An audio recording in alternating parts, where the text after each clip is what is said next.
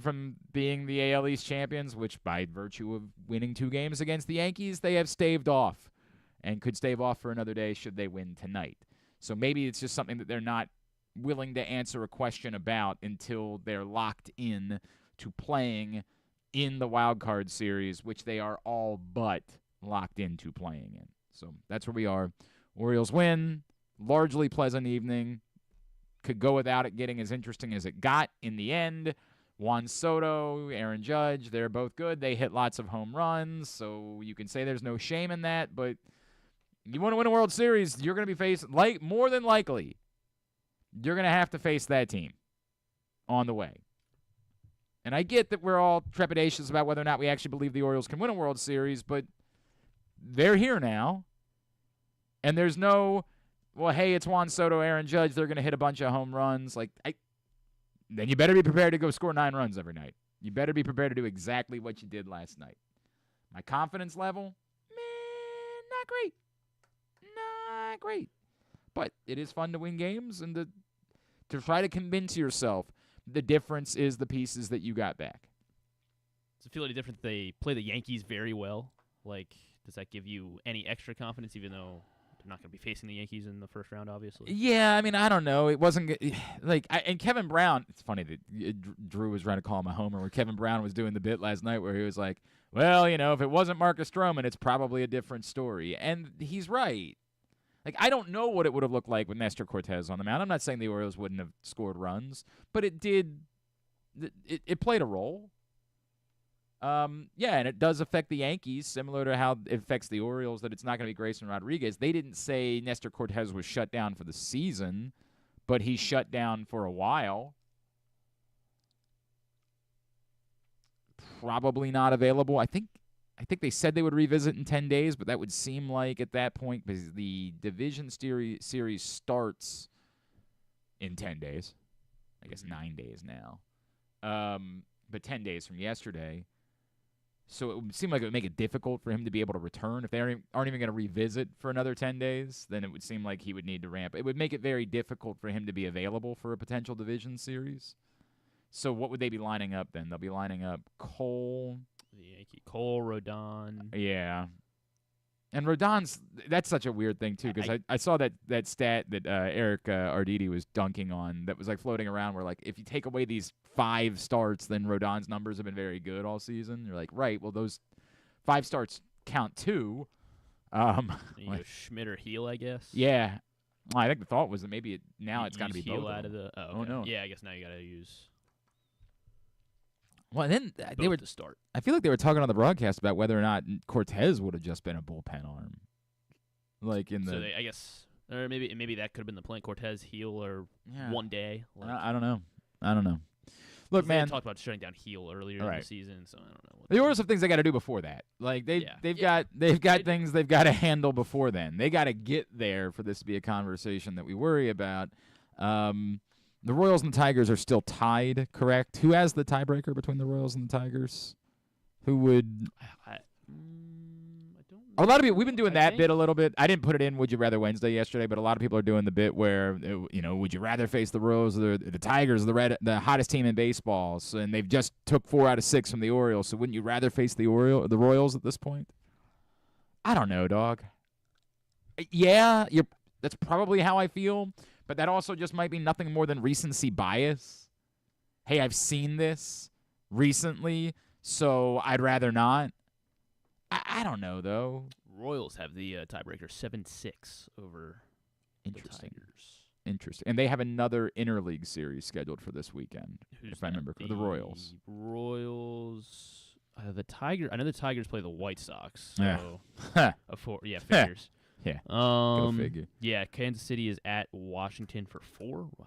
Right. No, never mind. That's the final game of the series today. So they're at Washington and then at Atlanta. It's a little bit different because Atlanta still has stuff to play for. Kind of glad that we're gonna get that. We're gonna get baseball on Monday. Is that confirmed, or I thought they said if needed, if it matters. Well, the fact that it'll be that they need 2 games. Like that feels. I don't know enough about the math to know. This is not something that I paid attention to all that closely. But yes, with the hurricane moving up or whatever it is, I don't even know. I don't know if it's a tropical storm, whatever it is at this point. They have not been able to play baseball in Atlanta this week, which is problematic because that was a big series between Atlanta and New York. That was fairly important. Oh, that's gonna be sick. Both those teams have a doubleheader playing for the final wild card spot. Well, that's so. There's been a lot of talk about that. That's why I don't know. The question is what does it have to matter for? I think San Diego's locked up the first wild card spot, right? They're up 3.5 over the Mets and the Diamondbacks. Right. So I think that the point would be they would only play it if it comes down to who gets in, right? And I think the Braves right now are a game back of the Diamondbacks, not based on like what the seeding would be. Correct. They are 2 back in the win. So the Diamondbacks have 88 wins. The Braves have 86. They have the same amount of losses. All right. It's complicated. That's for someone else to figure out. But yes, potentially we end up getting baseball on Monday. That is very much in play that there could be baseball on Monday. But then baseball too. Oh. There is the other problematic part about that is that one of those teams would have to go to San Diego, and they're really struggling with the idea of like playing 2 games, then having to fly across the country to play baseball again the next day.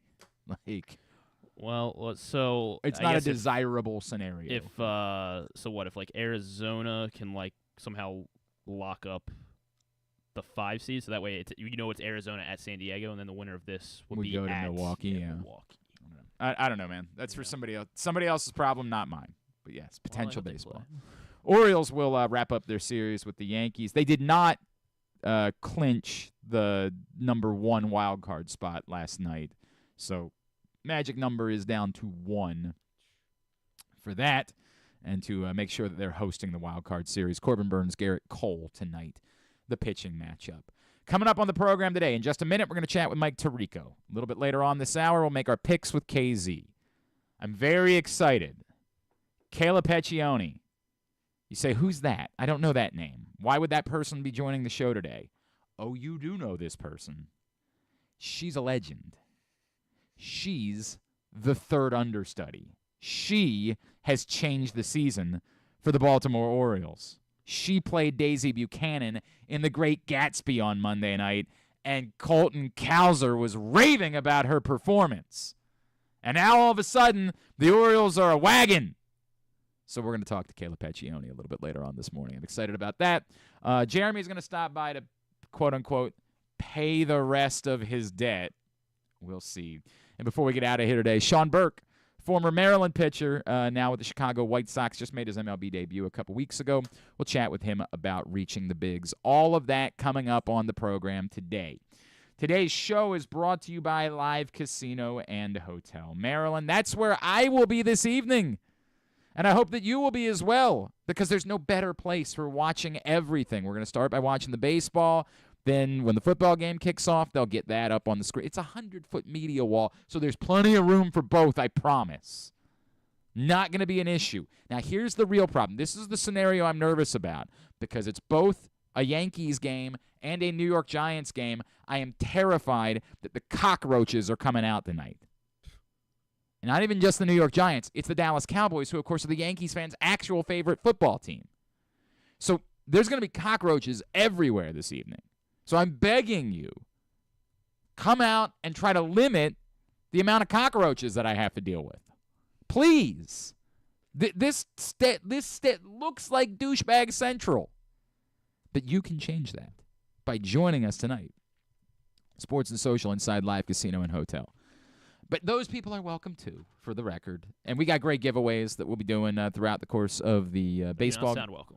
What? They don't sound welcome. They are. It's just, it's what it is. We'll be doing some great giveaways. We got free rounds of golf. We got Royal Farms gift cards. We got great swag from Live Casino and Hotel. On top of that, Joe Serpico is going to be there, and he's going to be hooking you up throughout the course of the night. This isn't a formal thing. He's just going to be there, available to you. Services to be rendered to try to fix your fantasy football team. Tell you who you should pick up, tell you who you should drop, who you should start, sit, and he will look at every other team in your league, and he will try to help you find a trade that you should target. Joe Serpico, Press Box Fantasy Football Analyst inside Sports and Social at Live Casino and Hotel tonight. Come hang out with us starting at 7 o'clock. We will see you there. Had to do this a little bit earlier because of his schedule, but an opportunity to catch up with the voice of Sunday Night Football. He's Mike Tirico, and he's with us here on GCR.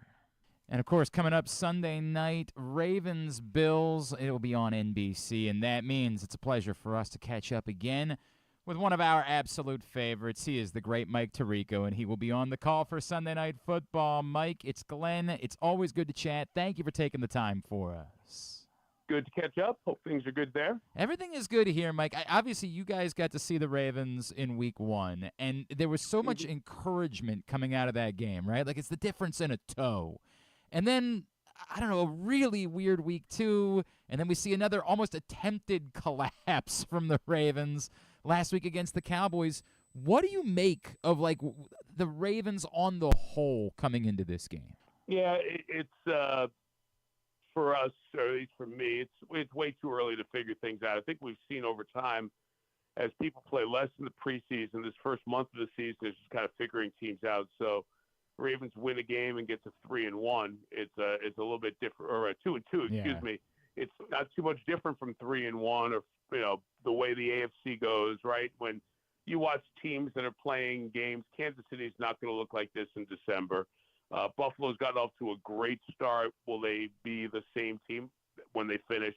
I think in the few years that we've watched a 7-team playoff, and we've watched the preseason become such a non-entity in terms of playing players, I think we've learned that this first month of the season is discovery, and don't make a big, bold statement over it. The Ravens could be 3-0. They're probably where they, maybe 2-1 would be a better representation of how they played for all 12 quarters of the season.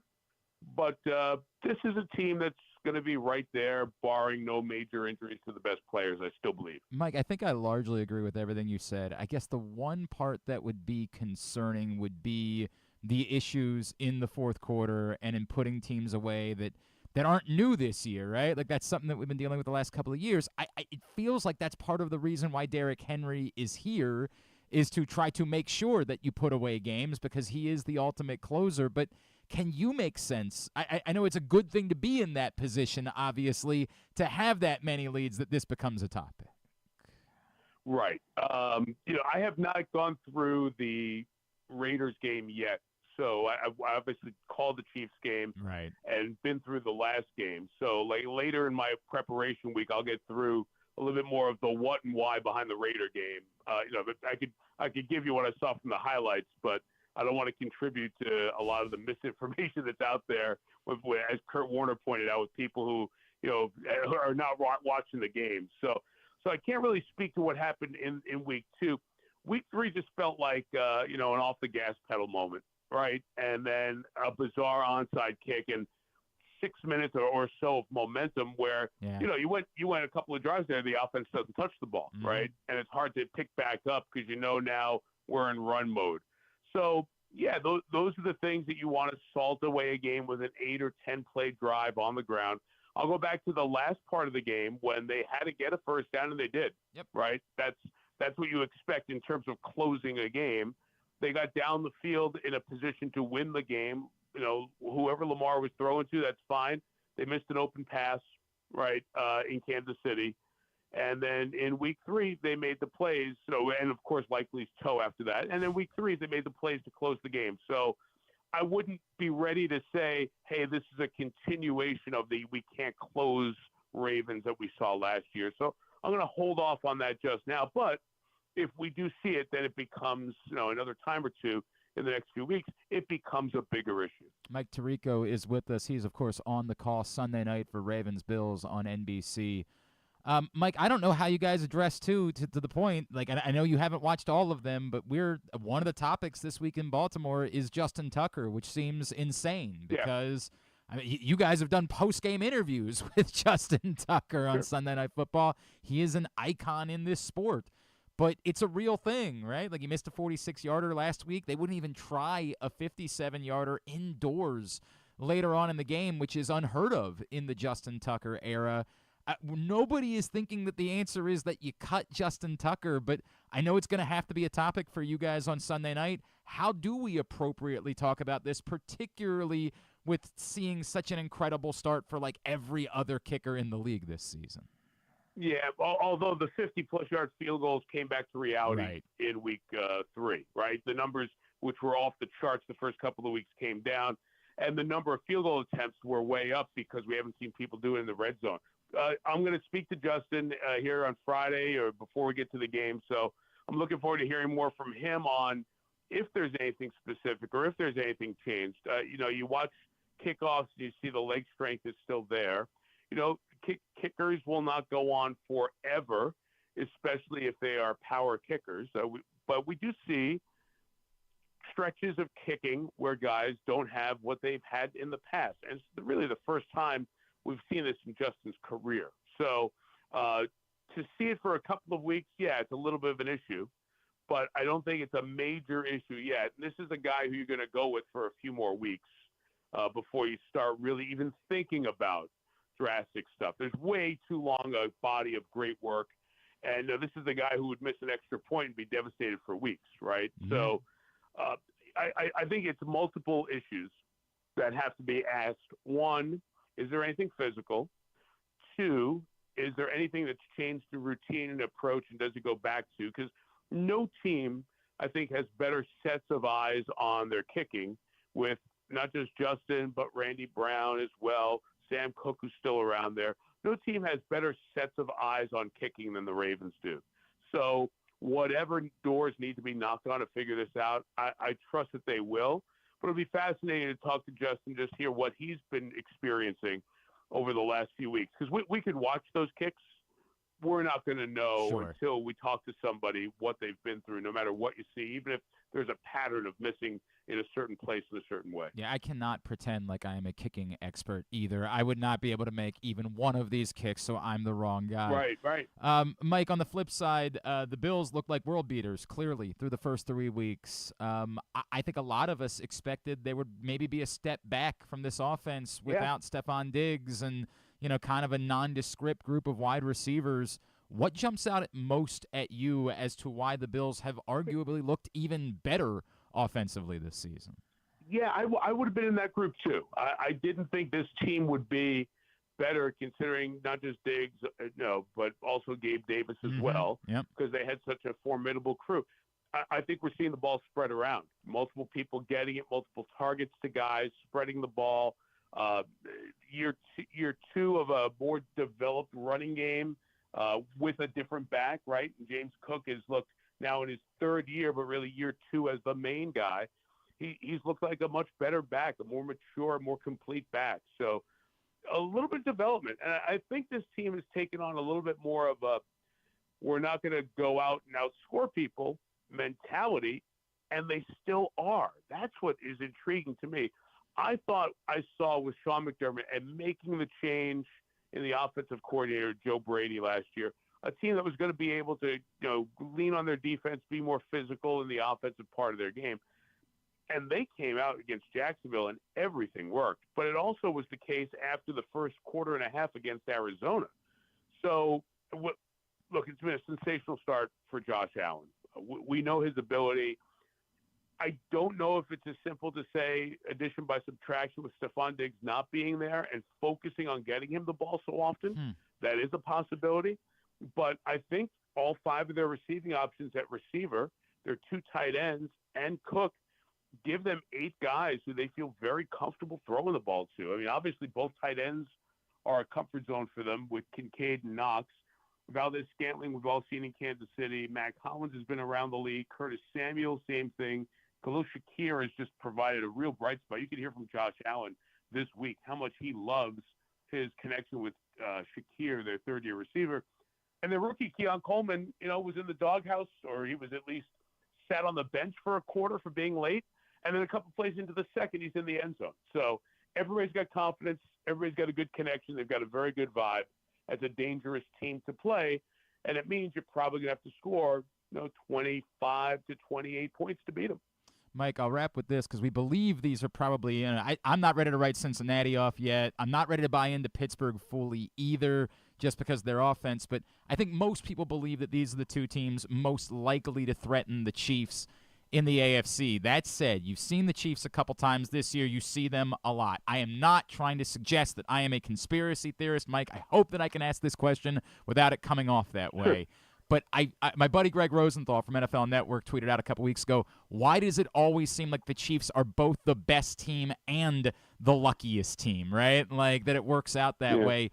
Do you ever get a sense of that we saw this a lot with Tom Brady over the years, that calls do tend to go the Chiefs' way almost because officials just sort of expect that the best team and the best players are the ones that are making the best plays?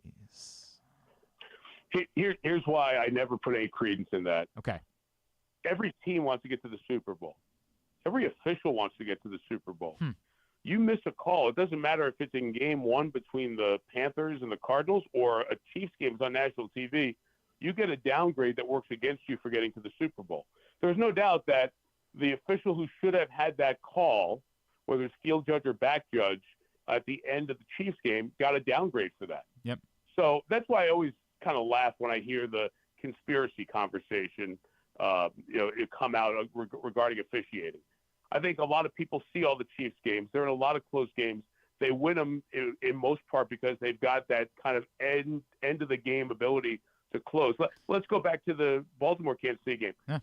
If Likely's foot is a half inch closer to the field, and if than the Falcons can operate a tush push, right? Like just go get 6 inches. They're not in that mode because of Kirk Cousins' Achilles, right? So they're not in that mode because of that. There's no doubt that's a missed flag. But we also saw that same play missed the week before on Monday night when the Falcons played the Eagles in the back of the end zone with the guy getting his arm around the receiver almost in the same spot that went against Atlanta that time as well. So I don't think there's a conspiracy set up in the league for Kansas City to win games. I think that's a preposterous thought. I do think they win a lot of close games because they kind of play with a calm, and more often than not, the good team always gets the best of the breaks. They do. That's absolutely right. There's a feel to it. Yep. There's no doubt about that. But I can go back through 15 different things in that game. Atlanta had chances to win the game. A lot of them too. Kansas City right now is not a dominant team. I think offensively, without Pacheco, till Edwards-Helaire gets back, and till Pacheco gets back probably in 6 weeks or so, they're searching for what they want to be offensively because teams are taking away Kelsey. If they can handle Rashee Rice right now, they're okay. So I think this is the time to get Kansas City. My concern would be they're going to get better. I agree with you. Right now, these are the teams that roster-wise are in the best condition, given we don't know when we'll see Tua again. These are the teams in the best position. I wouldn't discount the Jets. The Jets' offense is gaining confidence. Their defense is very good. I would not discount the Jets being a team that can take this pretty far.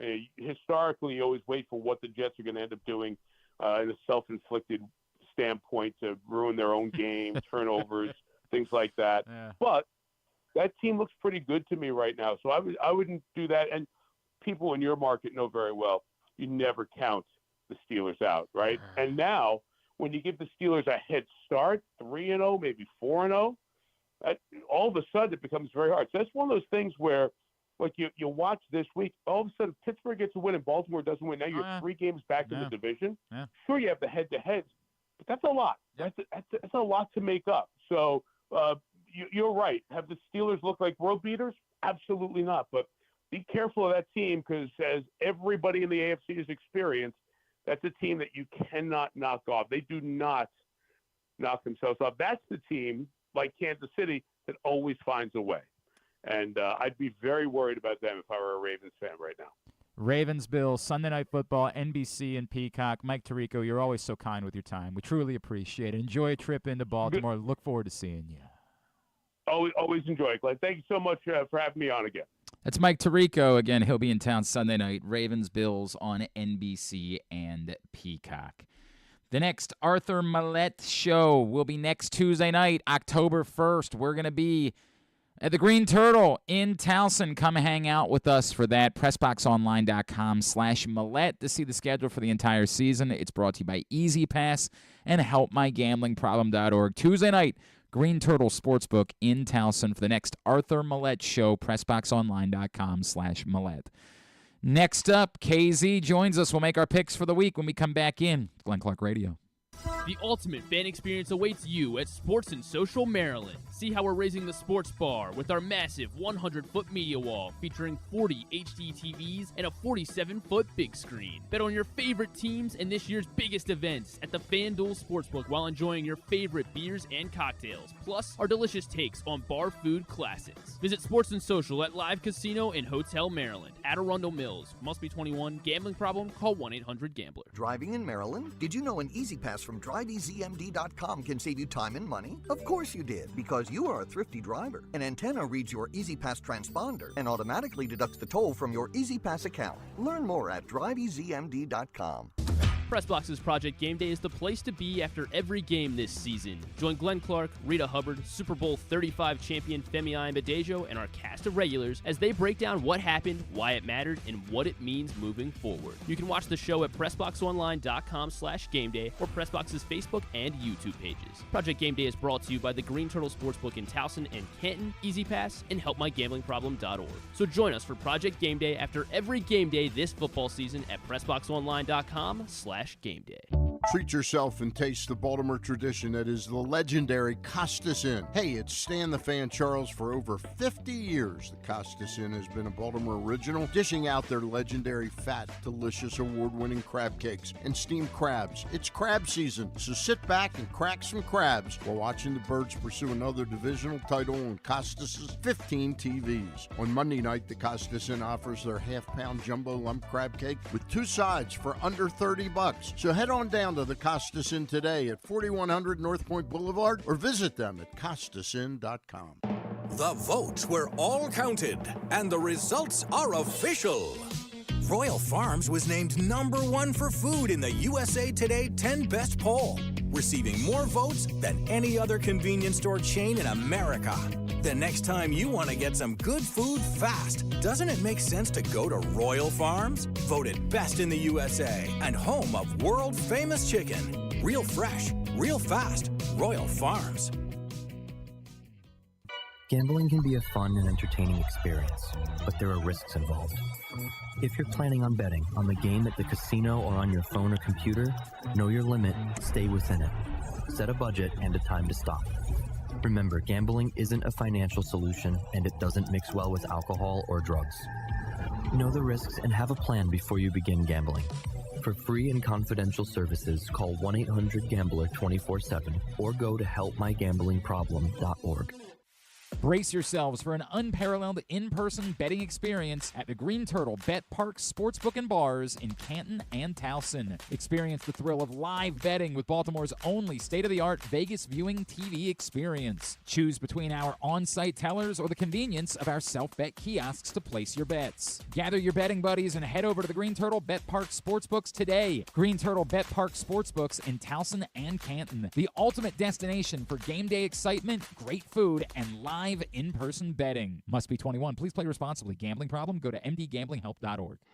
Coming back in here with Glenn and the other guy, Garrett, whatever his name is. You know who they are. Been a busy week for Stan the Fan Charles. 3 shows this week. He, Ross, and Luke got together earlier in the week. Then he and Gary Stein chatted with Kevin Rocklitz from the Ravens.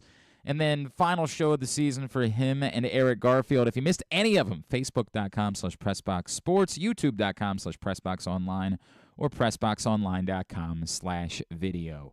Let's make some picks, although I'd probably rather not, considering how well it's gone for me this season. He's our buddy Ken Zalis, and he is with us here on GCR. What's going on, KZ? How you doing? I'm good. How are you all? Well, I could be better. I'm still a little bit upset that I don't get a point for taking Villanova last week. No, they didn't actually end up covering, did they? I'm pretty sure. They did. The Maryland did not cover the 19 Well, it depended when you yeah, the line. Yeah, I think the line that we were looking at was 17. Yeah. I'm not. Whatever. Look, man, you're not. Neither way, it doesn't matter. It doesn't matter. You and I are both looking up at everybody else. KZ and I are at the bottom of the table, along with John Proctor at the moment. We are 13-20 on the season, but only 4 games back of the leaders. We're not like an Andrew Stecca territory or anything like that, but in fairness, Andrew Stecca might be getting to the point where he does not like finding out that he's in agreement with us. Like, that could be the scenario that we're looking at. He is 2 games ahead of us at the moment. Right now, top of the table, James Revere, Kyle Ottenheimer, and, would you believe it, Griffin Bass. We are truly living an upside-down world. I don't think anyone's surprised. Bonkers. Those guys 17-16. 1 game back, Chell, Conn, and Paul Valley. And 2 games back, Serpico, John and Little Rock, and Andrew Stecca, and then the 3 of us at the bottom of the table. So 4 bunches of 3. It's just a very weird way that it is worked out. We get into Week 4 of the NFL season, Week 5 of college football season. As always, we will pick 3 college games. We will pick 6 NFL games. Griffin, where do we begin this week? We're going to start in Bloomington, Indiana, where the undefeated Indiana Hoosiers are hosting the Terps. It is Saturday at noon on the Big Ten Network, and the Terps are catching 7 on the road. Yeah, I don't get this. This is one of those, like, the line is so stinky that it makes you want to take Indiana because, like, what the hell do they know? I don't believe that, like, Michael Penix is coming back to not only college but all the way back to when he was at Indiana. I know that Indiana has had a very good defense for the first 4 games of the season, but I feel like there's a lot of overreaction to 2 things. One, a win at UCLA that, I get it, was a blowout, and it was on national TV, so I think it got a ton of attention. And I also think that there's this, like, weird Kurt Signetti thing where, like, this guy just might be a magician, that he just might be, like, the best coach in college football. And who knows? Maybe he is. I would pick Indiana if this line was 3. If this line was 4, I think that's the moment where I'd say I'd have to bite on Maryland. I just don't think that Indiana defense has been tested to the point where, like, we know that the other 3 games they played were against Charlotte and Western Illinois and Florida International. Like, I just don't think we know anything now you got about Billy Edwards and Ty Felton coming. Right, down. that's a great point. Okay. I don't think we know enough about that defense for me to think that it's worthy of them being 7-point favorites. So, yes, I will bite on Maryland, and you go ahead, Ken, say the other thing. You know, it's funny. I almost took Maryland, and then No, you I realized it was only 7 points, and I would take Indiana if it was 17 points. Yeah, that doesn't make any sense. I think, especially in the first 2 games that we're going to pick this week, you know, we have long-term memories of how bad that football team has been for years and years and years. Mm-hmm. This is not the same team. I think they're better.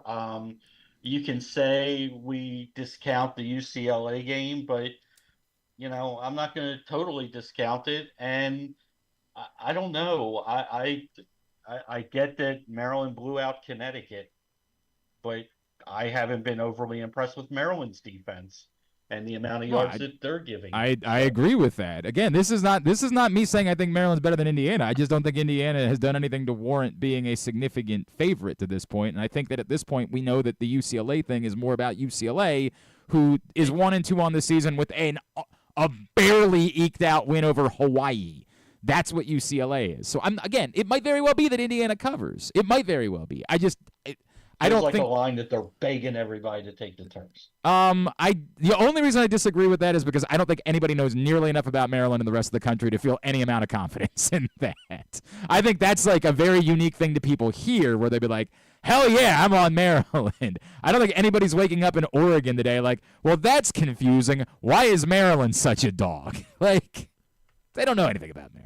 I'm with Glenn. I mean, it feels like a pretty decent situational spot kind of for Maryland here. Like they're still not going to be happy about the way the Michigan State game went. The score was a little bit closer in the Villanova game. Like there was that wonky onside kick. And you know, Indiana is this game really is more about them. Like, are they for real? I'm not buying too much stock into the UCLA game just because, like, again, they had to hire a new coach late in the coaching cycle. And so this is the first real game. A coach who didn't even know how to address the media. Yeah. a coach who wasn't even capable of putting a sentence together. I wish I could confidently say like that. I believe Maryland will win. I don't think I can, but No, I can't say that. 7, I can. I feel pretty good about Maryland getting 7 points.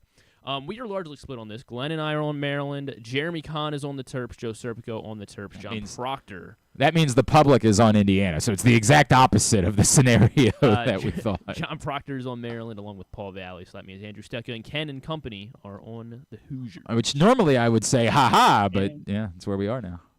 Number 19, Illinois at number 9, Penn State. Yeah. In Happy Valley. Saturday night on NBC.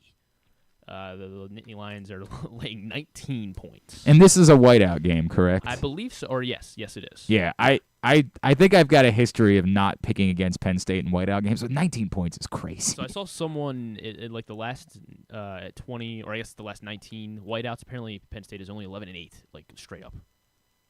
Oh, now wait a second. Against the spread. Yeah, that doesn't seem right. Although if they were against Ohio, I think for a few years they scheduled them against Ohio State, and that was the problem. Is that like they knew they were going to lose.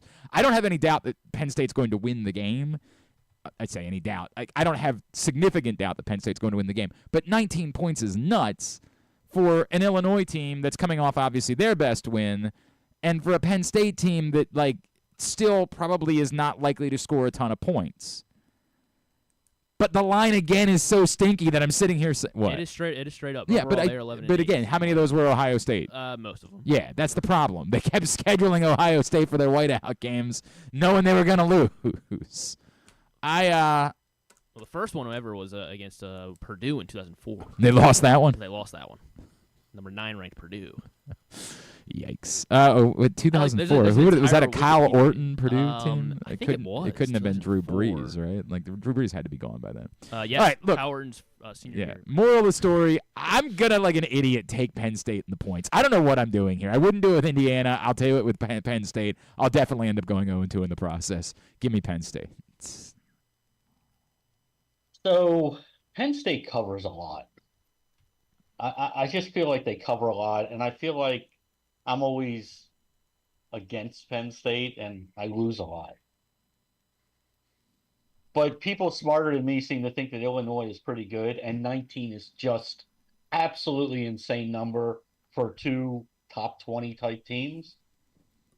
I'll bite. I'll take the 19. It's just too many to give up. I'll take Illinois. All right. Ken is on Illinois. For the reasons that Ken laid out, I hardly ever go against Penn State because, James Franklin knows the spread of these games and tends to do it for the alums yes, late in the game. Exactly. Yes. But Illinois did look pretty good because they played Friday night last week, so I was watching a good bit of that Nebraska game, and Luke Altmaier looked pretty good. Pat Bryant looks really good, their wide receiver. He's definitely going to go for 300 yards against Maryland whenever they play. But I can't go against Penn State. I think they're really good. They dropped in the rankings in their bye week because they were close against Bowling Green, and they came back and throttled Kent State. We got to pick up the pace. But Penn State is the pick, and I feel pretty good about it. We are still largely split. Ken leading the Fighting Illini along with John in Little Rock, Kyle, Paul, and Ryan Shell. Paul Valley and Ryan Shell as well. Final college game, slate of College Game Day in Tuscaloosa, Alabama, number 4, hosting at number 2, the Georgia Bulldogs, and the Bulldogs are 2-point favorites at Alabama Saturday night.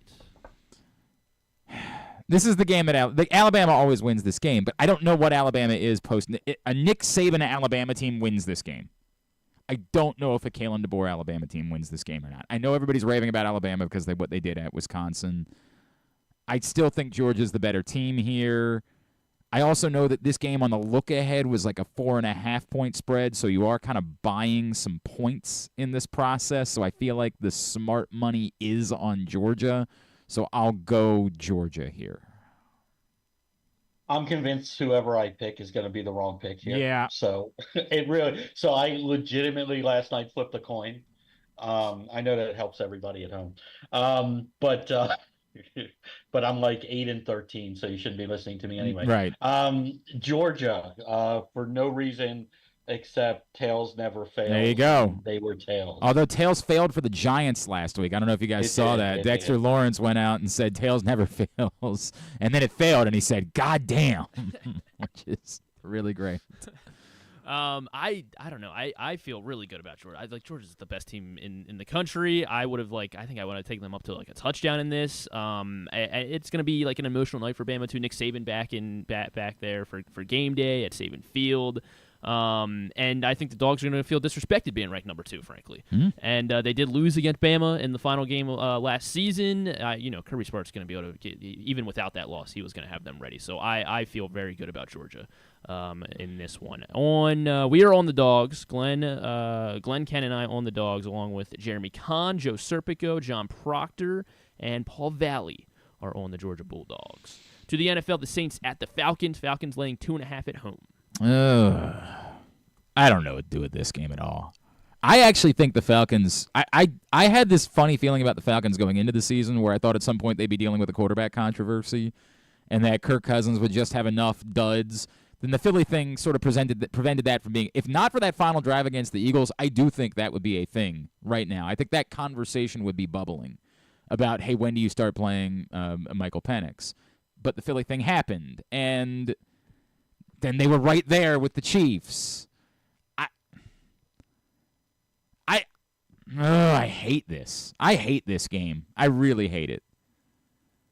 I'm just going to go with the home team. I'm just going to pick the Falcons literally only because they're at home. That's all I've got for you. Nothing else. I think this line is an overreaction to what we saw last week from New Orleans. I actually think their offense is really, really good. And I don't expect them to play. It was a wonky game that kept the score down a little bit. I like how New Orleans is playing. I like how their defense is playing. If Atlanta didn't have, like you said, that miracle last couple minutes, I think this is a much bigger line. So I'll take the Saints. I was going to say the exact same thing. It does feel like a wild overreaction to the Saints losing last week, but that's not good. But I also think it's probably the right reaction as well. So Saints or Falcons at home, I'm going to take them as well. Glenn and I on the Falcons. Andrew Stecca joins us on the Falcons, along with Jeremy Conn, Joe, John in Little Rock, Proctor, and Paul Valley and Ryan Shell, also on Atlanta. Small group on the Saints. Yes. Next. Minnesota at Green Bay. Jordan Love, maybe. It looks like he may be turning up. It seems like that's the case. Like they're laying 2.5, the Packers are, against the undefeated Vikings. It seems like, again, the smart money is on the Packers in this game, and I'm still look, man. I'm going to be the guy that the Vikings are going to go 17-0. I'm going to be the guy that's going to sit here saying, I still don't know that I buy them. I still don't know that I believe in them. I'll take the Packers. Yeah, I tend to not trust in week 1 players, especially quarterbacks coming off an injury, especially an injury to a knee, and a guy that likes to be a little bit mobile, get outside the pocket, make some plays. I don't love this, but I'm going to take Minnesota. The offense for me is playing really, really well. Darnold, seems to be found the smart button and just throw it to the right people.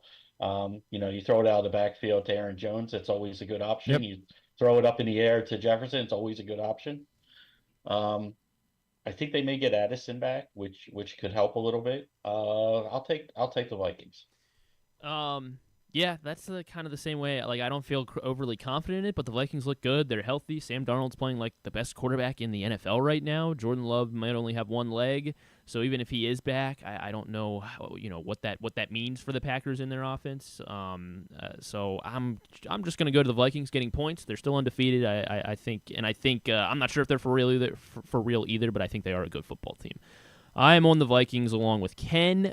James Revere is on the Vikings, Proctor, as well as Paul Valley and Ryan Shell. So largely split on this one. Eagles at the Bucks. The Bucks are the home team, but the Eagles are 2-point favorites on the road. Man, I don't know what to do with this one either. God, why do we always pick the games that they're tough? Yeah, like these were particularly tough this week, right? I didn't like the selections. God, Cowboys Giants. Like this, I don't know what to do with any of this. Should the Eagles really be favored on the road against the Buccaneers, particularly when neither one of the receivers practiced yesterday, right? Both A.J. Brown and Devontae Smith were both out yesterday from practice. Right. Now, there was word earlier in the week that perhaps like A.J. Brown might be trending towards playing this week, but then he didn't. I don't know what to do here. I got nothing. And the Buccaneers stunk last week. I also would say it's worth pointing out that the Eagles did come to life without either A.J. Brown or Devontae Smith in the fourth quarter last week, so maybe they don't need those guys. I hate this. Eagles, fine, move on. Yeah, that's where I am too. I mean, Tampa just looked so bad last week. Philly's without weapons, but they still have a couple left, and they finally figured out that Goddard is a pretty good tight end. After ignoring him for a couple weeks. Yeah. I'll take Philly. I don't love the spot on the road, but I'll take Philly. I'm going against you guys. Neither of them did practice yesterday. That is correct. And it just feels like, Tampa's coming off that bad loss to Denver. Eagles got a big win in New Orleans, and they don't have either of their receiver. I mean, maybe they'll have both. Who knows? They could have both, I guess. But, it's trending the wrong way. So I will take the Buccaneers at home getting a couple points.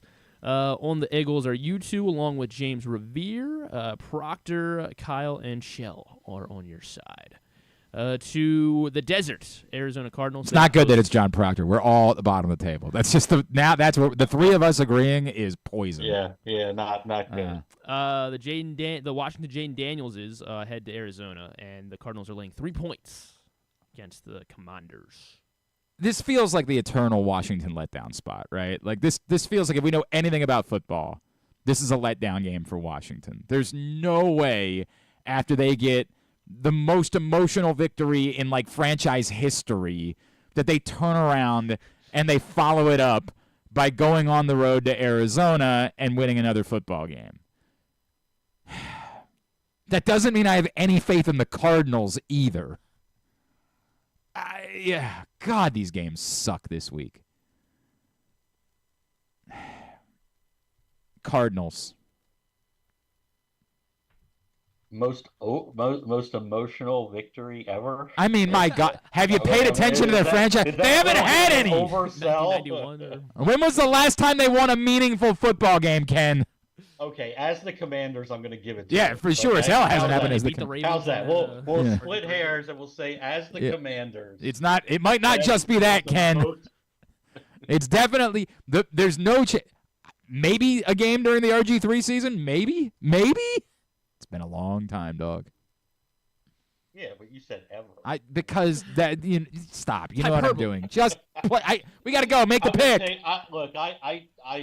I hope from a purely football standpoint that we all get the game that we want to get, and Vegas tells us we're going to get with a ridiculous total and two quarterbacks that could that are slinging it well and using their legs well and the weapons they have and all kinds of fun stuff. I'm just going to take the home team here, period, coming across the country, and take the Cardinals. Yeah, this is an easy pick. The Cardinals. What am I going to pick? The Commanders? If it would be this in Penn State, if you had to give me my two locks of the week, I think I feel good about the Cardinals in Penn State. Right now, I feel worse about those picks. I feel even worse. Yeah, so much worse. You know where I'm at on the table right now? So much worse. You need a reminder? Yeah, I have one game over 500. That's where I know you are. Not good.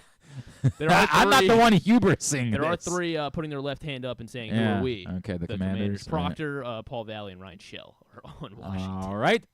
Buying the Jaden Daniels snake oil, I guess. Although he looks legit. Chiefs at Chargers. No Justin Herbert, correct? Probably not. He shouldn't have played last week. Kansas City's laying 7.5 going into LAC. This is one thing I know I'll never do. I will never bet a big number for the Chiefs. They do not cover big numbers. They don't do it. Chargers. I can't. I agree with you. They never cover big numbers. I so agree with you. But I don't even know who we expected it to be Easton Stick, and who did they show up with?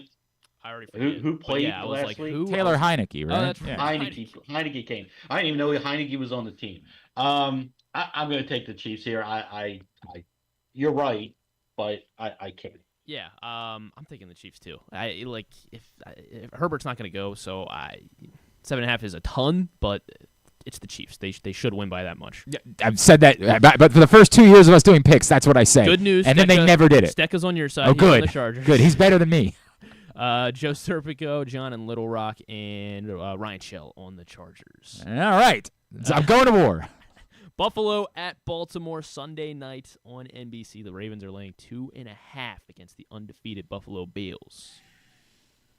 The smart money is apparently on the Ravens here. Apparently. Which is weird, right? Like, I assume the public's on the Bills because they've looked like world beaters.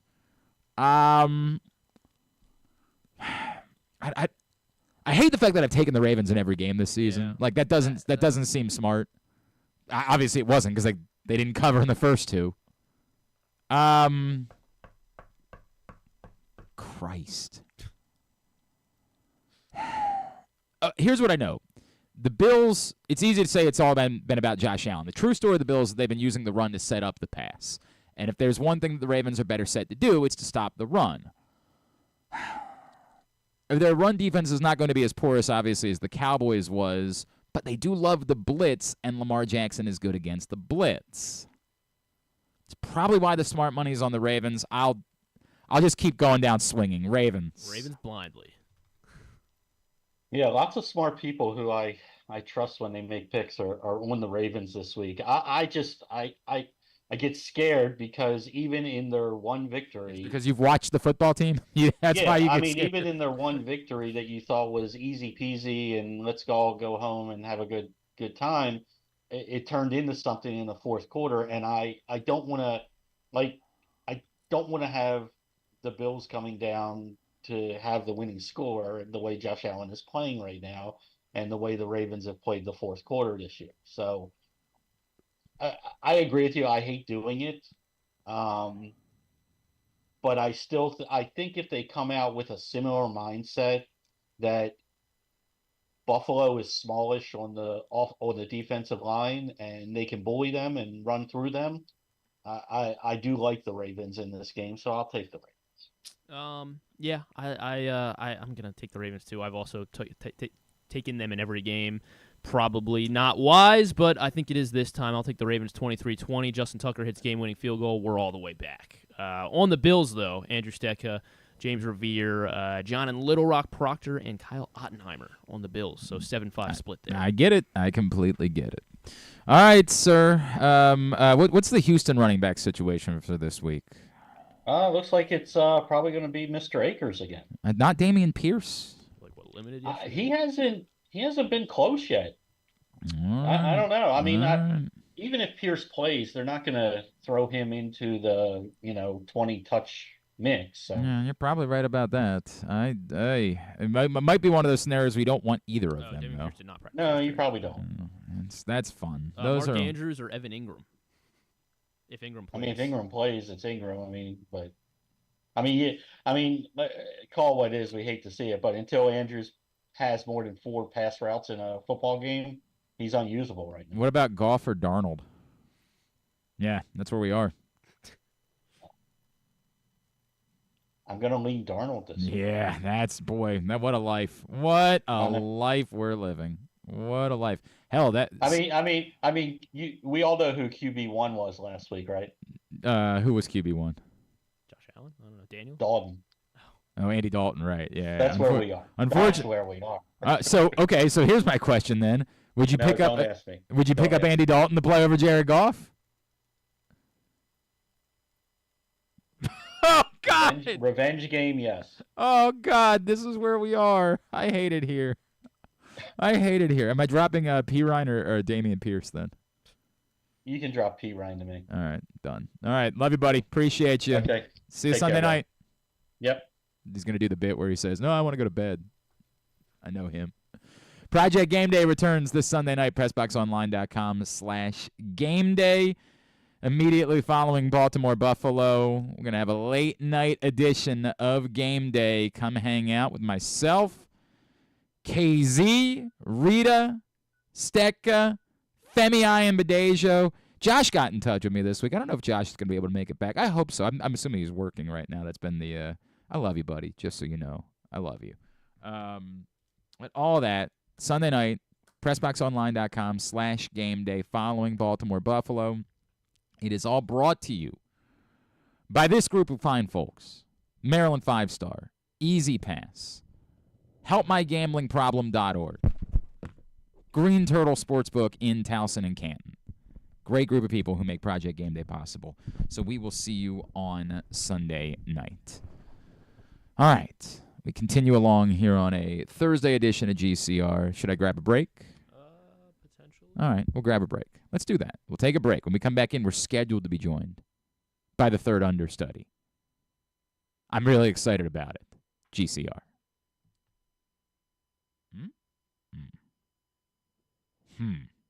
At A.J. Michaels Heating and Cooling, you get maximum value for your investment. You'll save 50% in heating costs, get $6,000 in rebates, and a no-interest energy loan. That's value. Find us at ajmichaels.com. That's ajmichaels.com.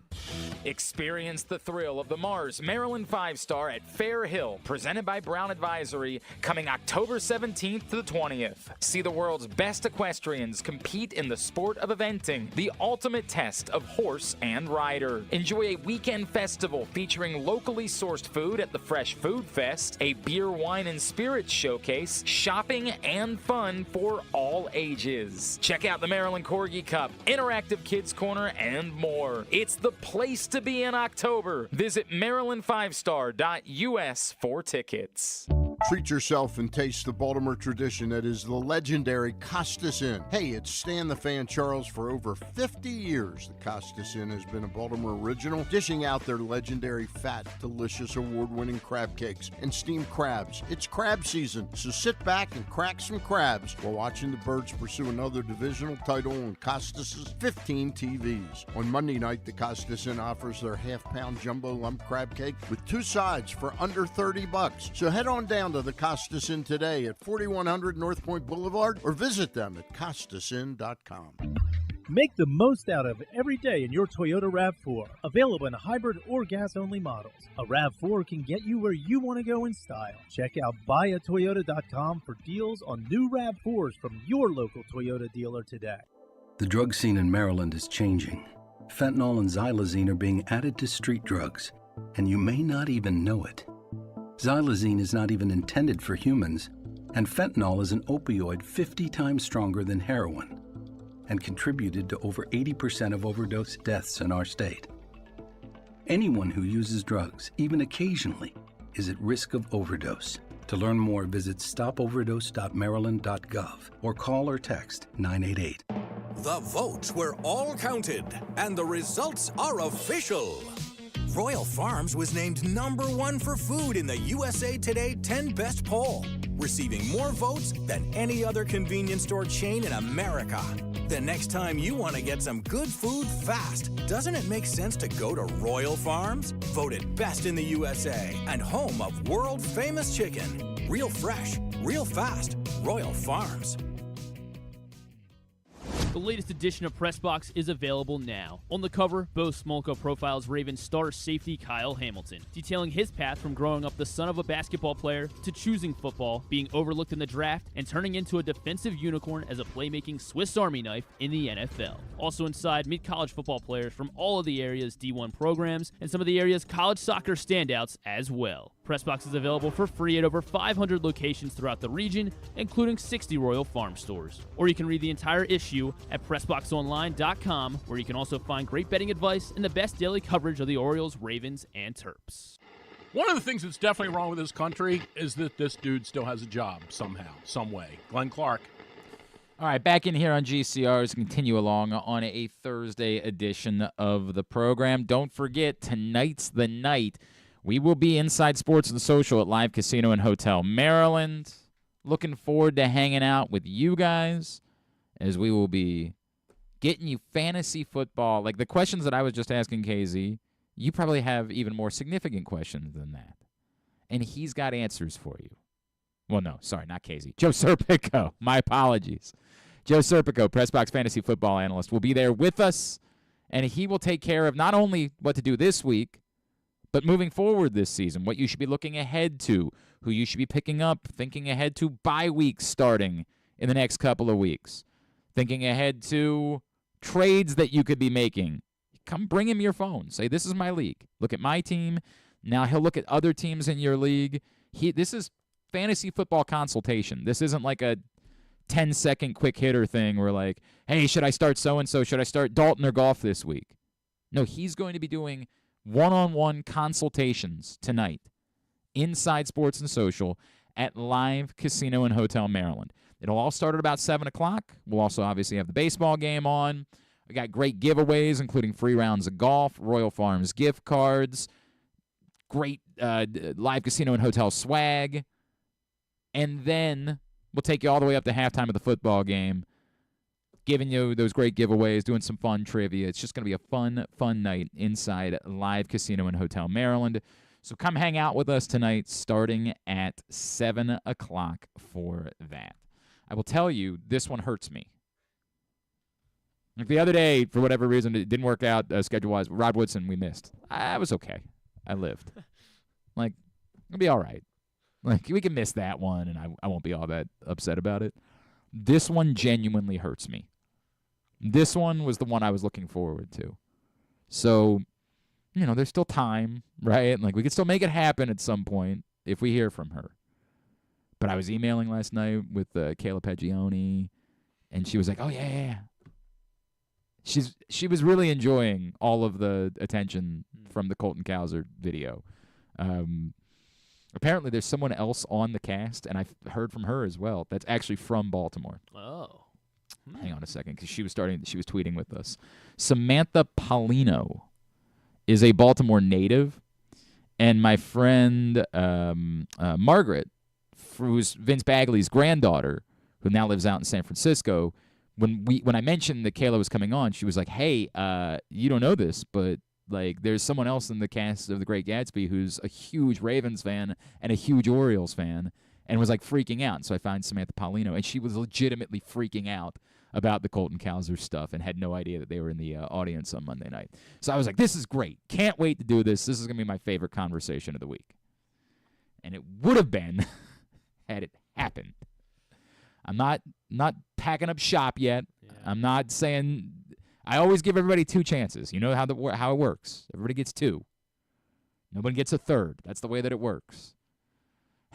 But I'm bummed. I have to come out and just be honest with you. I'm bummed. So instead, just respond to a couple of things that people have asked me about the last couple of days.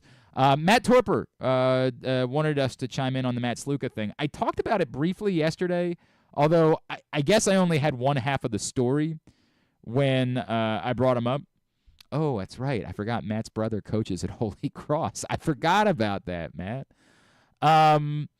So I brought it up yesterday when the story was, for those who don't know, Matt Sluka, the quarterback at UNLV, had transferred in from Holy Cross. They get off to this 3-0 start, big wins over 2 Big 12 teams, and all of a sudden, he's not going to be the quarterback anymore.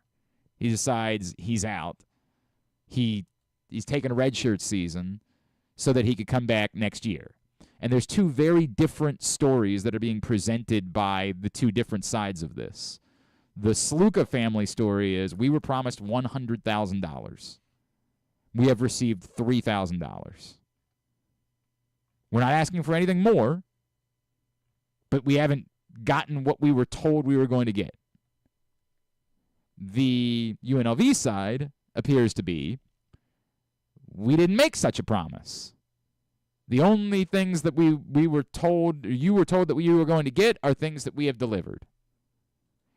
And the truth might very well be somewhere in the middle, which is that, like, apparently the promise came from, like, an assistant coach on the staff. And because of that, like, there's nothing in writing that says there was going to be $100,000. It's like some figure who isn't actually responsible for making payments said we could do $100,000. There's no contract, and UNLV is like, well, dude, we never agreed to that. We never signed a deal that said there was going to be $100,000. I don't know exactly what the truth is. It seems very he said, she said. It's obviously bad news for UNLV, who had all this momentum from this 3-0 start, and there was talk about the playoff, and there's still So they recommitted to the Mountain West, but then apparently when Utah State left for the Pac-12, what the commitment that was made was providing everyone else stayed committed to. So apparently because Utah State left, that releases UNLV and all the other schools from their commitment to the Mountain West. So now there's, revisited talks about whether or not UNLV will continue with the Mountain West or move to this new Pac-12 that still needs at least one more school because Utah State was only the 7th to commit. So that's a whole complicated conversation otherwise, but it goes on top of what's going on here. I say all of that only to say that the big takeaway for me, because I clearly do not care about UNLV football, and in fact, if the path just got easier for Navy to be the team that gets to the playoff, that's a good thing for me. I bring it all up to say I think this is really evidence of what needs to be the next step for college football. And as much as we're lamenting and some people are hoping to put the toothpaste back in the tube, and we can talk about how college football has been ruined and all of those things, the truth is the next thing to happen for college football has to be, and for college sports in general, has to be contracts. Plain and simple. The next step is going to have to be, it's the only way to protect the schools, it's the only way to protect the players. Because instead you're going to have this nebulous, the other thing that's shady about it, and you can read it in the book, The Price, the Armin Katayan, John Talty book that we had Armin on to talk about, and that had a couple of Maryland chapters and Mike Lockley chapters, is the many stories of the players that are essentially just going back in and saying, you want me to play next week? It's going to be another $50,000. And they're definitely doing it for the bowl games, right? Like we've heard a lot of stories about that with the bowl games. And it's part of what we've heard. There was a coach who did a press conference about this, and I'm sorry I can't remember who it was, a couple of weeks ago, where their bit was like, before the season I deal with all that. The rule is once the season starts, no more. But why is it no more? This player is proving there is room. That after 3 weeks, what's to stop any player across the country from going back and saying, you want me to play another game? It's going to cost you another $100,000.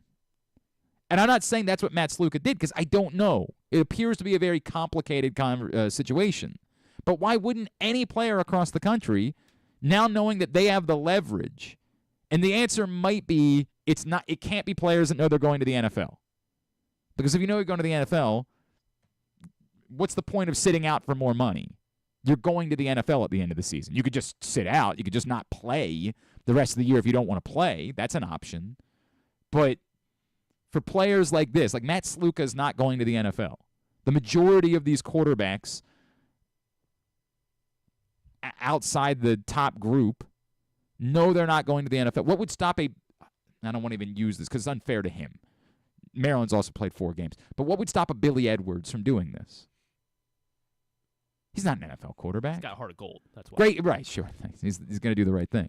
And I'm saying that purely hypothetically. Right. I want to make that abundantly clear. But what's to stop that type of quarterback from doing this every year? You want me to keep playing? Cool. It's going to cost you $100,000. This is why contracts have to come to college sports. Have to. Plain and simple. Is there some sort of players' union that they could somehow create that would do this? I mean, obviously not the NCAA. Well, that's what they were trying to. That's what Northwestern was trying to start. I mean, like that topic is we've been all over that. The organized labor part of this, 1,000%. That there should be some sort of organization to this, without question. I mean, particularly as the schools now have the option to not even do the thing, the wink, wink, nudge, nudge direct payment. Like they now actually have the legal responsibility to share some of the revenue directly with the players. So to me, that's the story. The story is that simple. This is why, quickly, stop trying to make this a Congress thing. Stop dragging your feet. Get together. Whatever conferences are going to exist at the top level, at least for the next few years, organize and say, moving forward, we're going to enter into contracts. Now, the players might balk at the idea of multi-year contracts. They might say, we'll only do 1 year. That would be the best case scenario for the schools would be if they could get these guys to agree to multi-year contracts, because then they don't have to re-recruit them during the life of the contract. But, I don't know how practical that is. Probably very impractical. For some, for some players, they would be happy to be like, dude, I can get a little bit of money. Like, yeah, sure. But I don't know what that would end up looking like. But that is how this works, is through contracts. And the amount of hand-wringing and whining and belly aching about how it's not my God, all you're doing is allowing for more situations like this to continue. I think I saw that the UNLV's running back decided to follow suit yesterday. I know. So what? A USC D lineman also did. They've only played 3 games. Unless it's 3 or 4. Like, I don't know, but like. I think it's 4 games. How many games? Hang on a second. How many games can you play and still redshirt football? Many games. Okay, apparently it is 4 games. You're right. And a college football player can play up to 4 games in a season. So, yeah. So I guess anybody around the country could still do it. And then has Florida State played 5 because they played that first week? I don't know, whatever. Basically anybody around the country could make the same decision. Say, I played 4 games. That's it. Well, you haven't redshirted already, I guess, but. Yeah, that's true. Or I guess if they had a medical red shirt, they could still, like, if they haven't had a true red shirt season, then they could still do it. It's got contracts. That's the answer. Contracts. Plain and simple. They have to come. That's got to be the next step for college sports, is contracts. And, that's more complicated than what I have, but they should be aggressively. The problem is when everybody's trying to fight for something else. When there's, and this is the real issue that they're dealing with, is that the target is so moving. Some conferences are more concerned about what the ultimate power conference is going to be. The Pac-12 is worried about survival. The Mountain West is worried about the Pac-12 rating all of their teams. Nobody in Memphis is happy that they're sticking around in the AAC because the AAC is like the old Sun Belt at this point. It's not a power conference in any way. All of the power programs that were there, Houston, Cincinnati, Central Florida, they're all gone.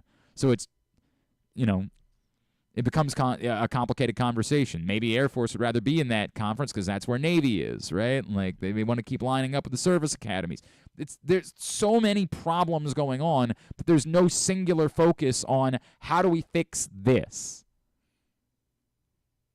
They've just junked it all up. It's such a mess that they don't know how to clean up this one part of it. And the answer is and it's the same thing that happened with NIL. They never got ahead of it. They just begged for Congress to bail them out. I have zero interest in the United States government being involved in this conversation. None. Less than none. It would piss me off if the United States government got involved with this. This has nothing to do with them. You want to exist as an entity, college football, solve your problem. Solve it yourself. Just find a way to have some organization, I guess, that's able to make these NIL deals, I guess, more legally binding, right? Like just so that no one can screw over these kids if they get into a bad NIL deal. That's the other part of it too, right? Like there's nothing that stops a school from saying. So for what it's worth, Matt Sluka was completing 43% of his passes to start the season, which is the other weird part about this. Was what, 3-0? They were 3-0, and I guess he's got a little bit of a dual threat in him. Like he does run the ball a little bit. By the way, I'm told 10 minutes from now she's going to call. Oh, okay. I am told. All right. I can't believe how much I've done about this. So to the point, I say all that to say, yes, you're right. On the flip side, what's to stop a school from having some nefarious figure promise something that they have no intent on actually delivering? or their willingness to deliver it will be based on the performance of the player. Hey, dude, we got you. $100,000, no problem. But you have to complete. Right? But no, he doesn't say that. They don't say that. They just say, we got you. And then it's wink, wink, nudge, nudge. Like, hey, dude, if we think he's good, then yeah, we'll find that money. We'll pay him. But if he's not, no big deal. So yeah, that's where I am. Like, to me, I don't particularly care specifically about that situation, and I don't know enough to know, what the actual story is. But I know this guy. They put 72 points up on Utah Tech, and then he was like, "Yeah, come right, on, guys." Yeah, right. Look at this guy. What are you putting in your mouth? Mitts. I was gonna say, are you prepared for something else? You prepared to do something else in here? All right, so we got a lot going on here. Jeremy's back in. The real Irish costume did come. Do we want that, or do we want to? Well, for the dance, I think we do. Okay. For the dance specifically, I'd like to have him wear that. This dance is going to be something else, guys. You practice it a couple times? No, it's like, all right. Can I hear anything in this? You should be able to. Yeah. Nobody was talking. That was the issue. That probably is the reason, yes. No, so like what I was a newcomer to radio, Jeremy Conn. What I was explaining to you the other day is like there's so many different versions of Irish dance. Right. So even when you're But I figured you would just focus on one. I tried to. It's impossible because then you're like, I don't know if I can do that little hop skip. And then you look at some of the other ones and there are opportunities to like, is that one too basic? The guys is like crisscross and jumping. Ooh, I'm excited about that. They make you jump is apparently what happens. All right, so here's what I ask, because our day got more complicated. I want to talk to the third understudy from The Great Gatsby. And do you want to push this to another day? No. Listen to me. I want you to sing a song first. Which song? Yeah, you pick which one we start with, because that's the punishment. Zombies on the top. Don't we need to dress him? No, not for the song. For the dance, we'll do that. Okay. Calm down, you. I got this. So Jeremy, what he owes still, because he did eat, some of the haggis. Oh, don't even get me started. You know what? Can I tell? So did you realize? We got more. Do you want to try? Yeah. Did you guys? I can't believe he didn't take it home. Do you realize how many times it almost came up? Oh, I actually enjoyed that part. Whenever you saw me reach for the Mountain Dew, that part of it I was enjoyed. Either. And by the way, I finished my Mountain Dew with those few pieces. That's how. I was so disappointed that it didn't lead to that, because I thought that would have been it wouldn't have stopped. Content. You guys would have had a lot to clean up. All right. So he did that part the other day. I guess I should heat up the hot dogs now. Oh, right. We're doing that today. Crap. Oh, I forgot about that part. You want to do that too? I told him I can do whatever you guys want. I got time. You have him, though. Yeah. You're not going to have time for me to house. Do you want me to try to house him as quick as I can? I don't really. Do you enjoy that? Would kind of like to watch you just take down. I'll eat one without. If I eat one without breaking it, does that mean I don't have to eat the rest of them? No, it doesn't mean that. Oh. All right, so here's what we're gonna do. We'll start with zombie. Okay.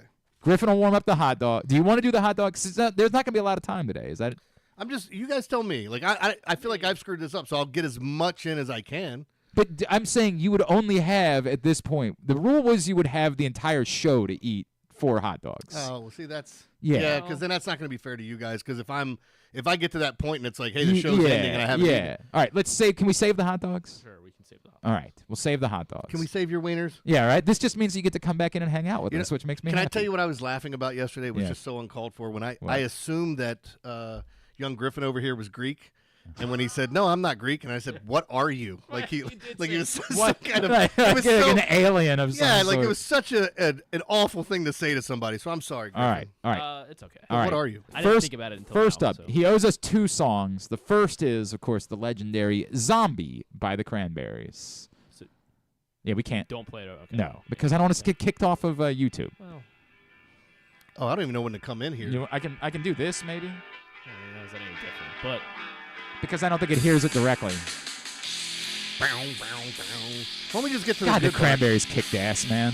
Yeah. Would she die in a bathtub? Was it a bathtub? Was it Whitney Houston? Dolores O'Riordan, of course, this legendary singer of the Cranberries. God, they were good, when man. she comes in as another head. I believe it's exactly like that. Yes. This is about the longest song we could have picked to do for a. Is this the instrumental? No, it's not the instrumental. It's just a prolonged intro to Zombie. That's all it is.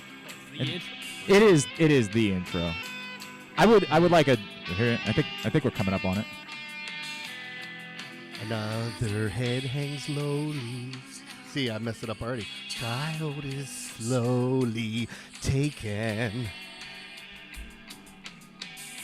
And the violence caused such silence. Who are we mistaken? It took me a while to get the... That was pretty good. You see, it's not me. It's not my family.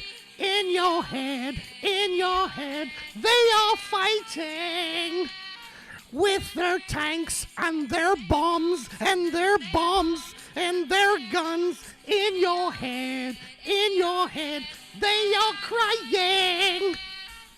In your head, zombie, zombie, zombie. Hey, oh, yeah. Come on! In your head, zombie, zombie, zombie. Hey, oh, I don't know what these kids have. Now they've got... Look at the lyrics. Go keep doing it. I've heard you make those noises before. Oh, God, this song kicks so much ass. How did rock and roll die? Yeah, can I tell you something? Like, I don't even know what my honest-to-God singing voice is. I don't know. And I think it's something, well... Another mother's breaking heart is taking over. When the violence, look at the way it's spelled, I love it when you do causes that. silence, we must be mistaken. It's the same old theme since 1916. In your head, they're still fighting with their tanks and their bombs and their bombs and their tongues. In your head, they are dying. In your head, bring a little Creed. In your head. Are you going to that with him? Zombie. Oh, yeah. When is it? It's November 20. I will go with you. You gotta sing. Oh, where are we at?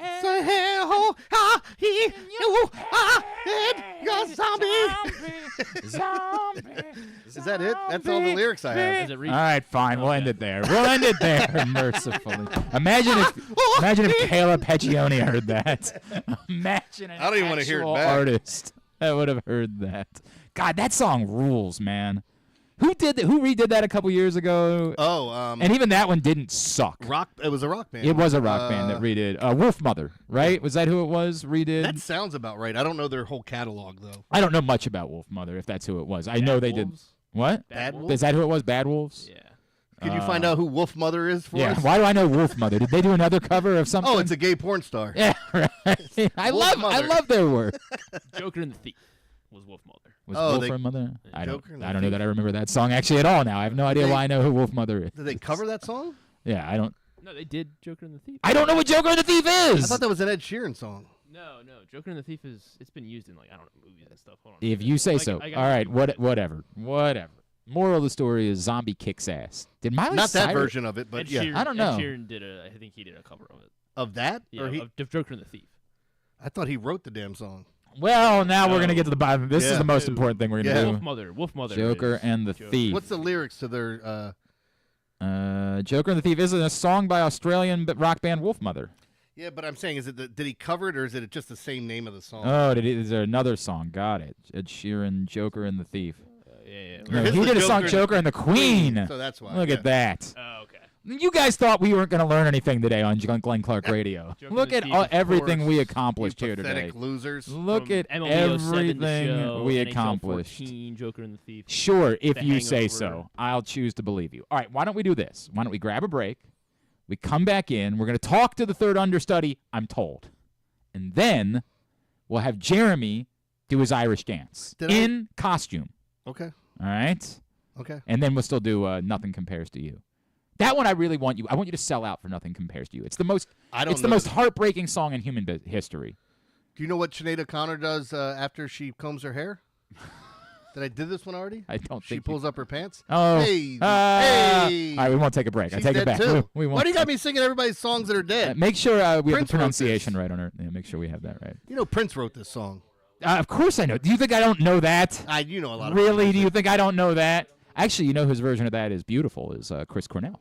Yes. Chris Cornell. Oh, by the way, did a haunting another dead person. Chris Cornell does my favorite. Chris Cornell does my favorite version of everything. Even Imagine is my favorite version when he does that. I don't know that I've ever heard Chris Cornell's. Oh my God! Chris Cornell did a version of Ave Maria once. Guy's classically trained. Like, it's the most beautiful thing I've ever heard in my life. Don't get me started. I did. God. When I was doing my night show, I did the 5 things you don't know about me, or 10 things you don't know about me, and I listed like my favorite singers one night and said that he's clearly at the top of the list. All right. I gotta go get dressed or undressed or both. Or do you want to hang out and talk to the most popular person in Baltimore now? Okay, let's do it. I am really excited about this because, as you know, Griffin, do we have this for anybody who hasn't? If for some reason you missed this the other night, and I don't know how it's possible, the Orioles, of course, clinched a playoff spot on Tuesday night, and they were having themselves a time afterwards.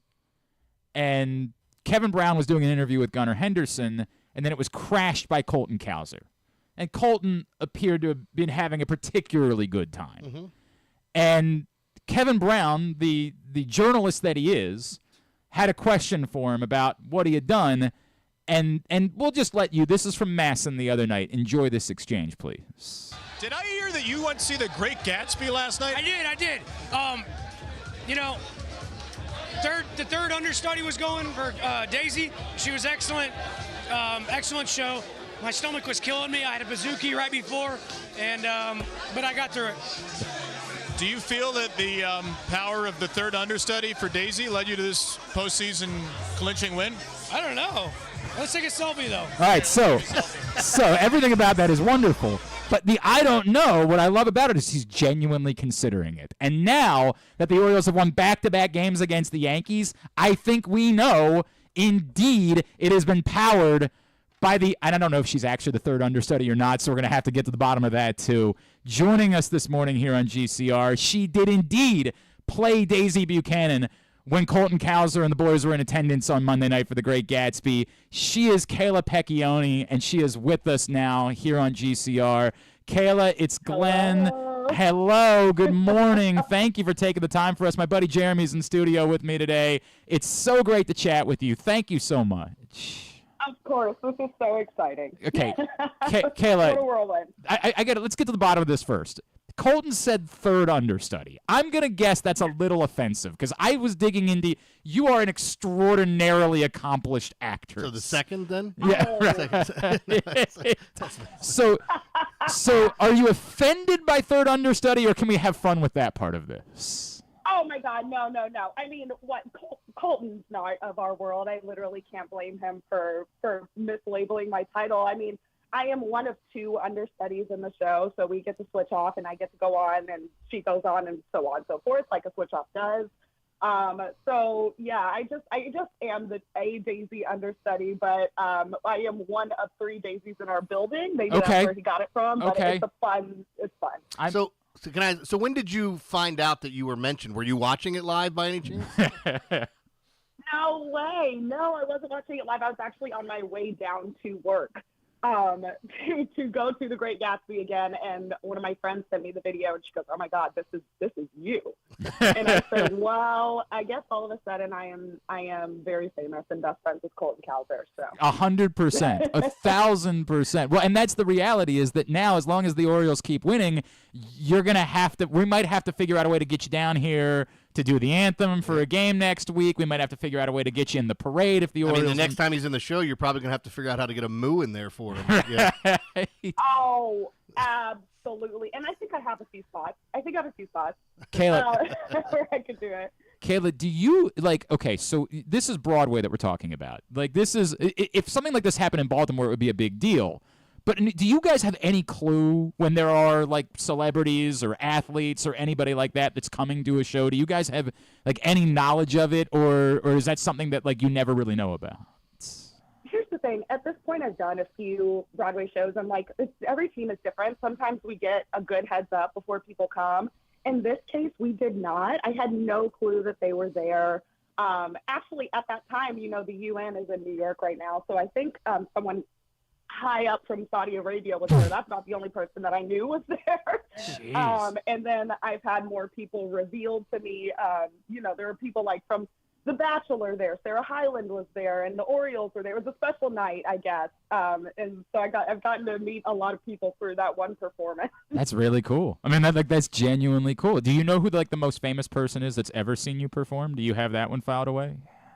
Oh man! Well, I've met so many people. I mean, from various walks of different genres of life. I mean, I've met actors, celebrities, performers, all kinds of different people. And so I guess, I don't know, the one that blows my socks off the most would probably be Gloria Steinem. I was like, that was insane. Wow. That's a random one to be the one that I gotta blows. admit, Gloria Steinem blew my socks off once or twice. Yeah, so. That's so cool. I'm serious, but it's so random because you're like, that's history. It's cool, right? I could meet, I've met Melissa McCarthy or something like that. I could meet someone like that, Mariska Hargitay or something. But when I met Gloria Steinem, I was like, okay, wow. I think pretty cool. I think the important question has to be you're in New York. Do you have a baseball team? Are you willing to consider a new baseball team if you didn't have one, or if you do have one and it's the wrong answer? You know what's so insane? I was just talking to a friend about this recently because I don't have a baseball team, but I am such a fan. I love going to games. Like, I just went to the Subway Series, Yankees versus Mets, where the Yankees unfortunately got beat. So maybe I'm a Yankees bad luck charm, but yeah, I love games, and this has definitely given me a reason to adopt the Orioles. Hell yes. Team. I'm thrilled, and I can't wait to see them continue to soar from this. Can I? So I was a theater major, whether people believe this or not, and I never got into it. I was a theater and math major at Towson, and then I fall into sports talk radio somehow. You go figure it out. I couldn't sing, but I have no issue being in front of. I don't know. You should have we just had him do "Zombie" by the Cranberries. It was beautiful. Kayla. It was just. Do it again. No, you can stay tuned for Sinead O'Connor. That's coming up next. No, but in all seriousness, how long are you with that play? Like, how much work do you have to put in and be ready all the time? And do they kind of let you know when they're going in a different direction? Do you know when the play is ending? Yeah, well, when we start these jobs, usually our terms are about a year long. We have no clue how long the shows will actually run. That's all based on capitalism. Mm-hmm. That's what I thought. But when we get into it, I know what my role is. I know that I'm in the ensemble 8 shows a week, 6 days a week. And then as another part of my duty, I am always ready to go on for Daisy whenever that's needed. So at this point, I've done it a handful of times, maybe 20 to 30 times now, and I've gotten it under my belt. And so now it's just a ride. Every day is a surprise if I'm going to do it or not, and I love that about this work. She's Kayla Pecchioni. She is the quote-unquote third understudy. We're just going to stick with that. That played Daisy Buchannon on Monday night in The Great Gatsby. Yeah, I'm getting shirts made. At some point, if the Orioles run continues, it's going to be something that's going to stay with you forever. And that was the part that was interesting to me. Is that because I'll compare it to quarterbacks in football. If somebody's the third quarterback on a roster, that's not necessarily a good thing. That's a statement. But again, knowing how accomplished you are, is an understudy role more like, hey, this is good work while I'm working on something else where I'm going to is that more of why it's good to have an understudy role for a character like Daisy? Oh, listen, in my world, I'm on Broadway. I am at the Mecca. I cannot complain about what I do. It's the peak of what I do. And then I see it as having multiple skills. The fact that I could dance and sing and do everything that I do in the ensemble at night and then switch into Daisy, it just, in my mind, it makes me a more skilled performer, and it's an honor. Yes, one day you'll see me not understudying, and you'll see me in the star lead and such, but I have a good time doing every role that I get to play. Hey, so I'm curious about this. So when I was in Theater 101, Glenn, yes, for an entire hour, they asked us to pretend to be a cat. Okay. This is before the Me Too movement. Okay. So are you guys looking for anybody to pretend to be a cat? Because I feel like I'm probably the best guy to go to. Yeah. I was pretty good in that class. So in The Great Gatsby, we don't have any cats, but we do have an animatronic doll, a baby Pammy. And sometimes I am hoping that we can get baby Pammy switched out for a cameo appearance. Now wait a second. Can you? How's your dog, Jeremy? It's not that great. Oh, dog. Yeah, I mean I'm a pretty big dog too, so that's not going to work. I'm not sitting on anyone's lap. It's really just going to be. No. Doll. DOL. Oh, doll. Oh. Oh, no, wait a second. Even That's better. right up your alley. Yeah. It's like some creepy AI. That's right up your alley. Oh, you just show your dimples, do a little cry. Like, you got that now. Kayla, I found out in the last 24 hours that there is someone else in the cast of The Great Gatsby who is maybe freaking out even more about this than you were. Samantha Paulino. That is my best friend, and she is. So was she the one that reached out to you to tell you? Because I've she's interacted with us now a few times on Twitter. It seems like she's genuinely freaking out about it. For those that don't know, she's from here. She's a massive Ravens and Orioles fan and is in the cast of The Great Gatsby while the team was there on Monday night. Oh, she's so thrilled. She's my best friend in the cast, and literally, what's so funny is last week we were out shopping together between shows, and we went to go buy her Orioles merch. We just bought her a brand new hat, and then this week her mother sends us that clip, so she sent it right over to me because they're huge fans in her household, and have invited me to games and everything. So this is just a great reason for me to hop on board. That's so cool. Oh my gosh, that's so cool. All right, so can we hear? Is there any chance that you could give us a moo in support of Colton Cowser? Could we get you to do that? Oh man, guys. Okay, first, people always ask me to sing, and I got really terrified because I'm like, this is my morning. Right. But yes, I can give a giant. There you go. All for Colton. That's awesome. That rules. Are you going to tell him the third understudy did this? That mood for? No, I'm kidding. Like, right. Oh, I'm gonna send it to him for sure. That's the new T-shirt. The third understudy. Kayla, for folks that wanna that are now, and you got to understand, you have a huge fan base now here in Baltimore. Twitter, I love it. Instagram, where should they be giving you a follow? Yeah, I don't do Twitter. I have an Instagram. I also don't have a TikTok. I'm not that cool, but my name is Kayla Pecchioni on my Instagram. That's how you can interact with me. That's how you can find me. And I'm a big Baltimore fan, so we love it. Interact. We love it. Kayla, first of all, congratulations on all your success. Yeah. Like, it is clear what an extraordinarily talented performer you are. I hope that at some point, I know like once you're on Broadway, like the touring stuff maybe doesn't quite do it for you the same way, but I would love if at some point you did end up in Baltimore for some sort of show like at the Hippodrome. That would be really cool. You never know. I might. I would love that, and we have to get you here somehow during the playoffs. We got to make that work. I'm going to send some information to some folks to see if we can't make that happen somehow, some way. Wow. Awesome. I would love that. Such a fun moment. So glad that you enjoyed it. And I did get worried that you're going to be like, I'm actually offended. I'm not the third understudy. I was a little bit worried about that, but I'm so glad you had. My. Yeah, No. You can't get through this business with ego. There's no way. I love that. I love that. Kayla, congratulations on everything. Thank you for taking the time for us this morning. We really appreciate it. Thank you. Thanks so much, guys. It's been fun. Kayla Pecchioni. We should keep her longer. That way we don't have to get to the rest of this stuff. It's the third understudy. That's not really the third understudy, as we found out. I was genuinely worried about that when I reached out the first offensive? time. That But you're talking about she says there's no ego, but you came through theater, right? Like you don't like that's not fully true. Again, what she's doing, like you have to be in such a small percentage to accomplish where she's at right now. Yes. Like it's equivalent to being a professional athlete, in my opinion. Correct. If you start to take different sports and compare it, but I don't think Colton meant anything negative by it. I think he had a couple of brewskis in him, and he was asked a question. He was having a great time, but that was very genuine. He was like, she was great. Yeah. She was. But that's what it was. Somebody got there that night. They're probably not big theater people. And they said, the understudy's we got the understudy tonight. With not realizing that the understudy is like a wildly accomplished actress. Yes. Like, is very much.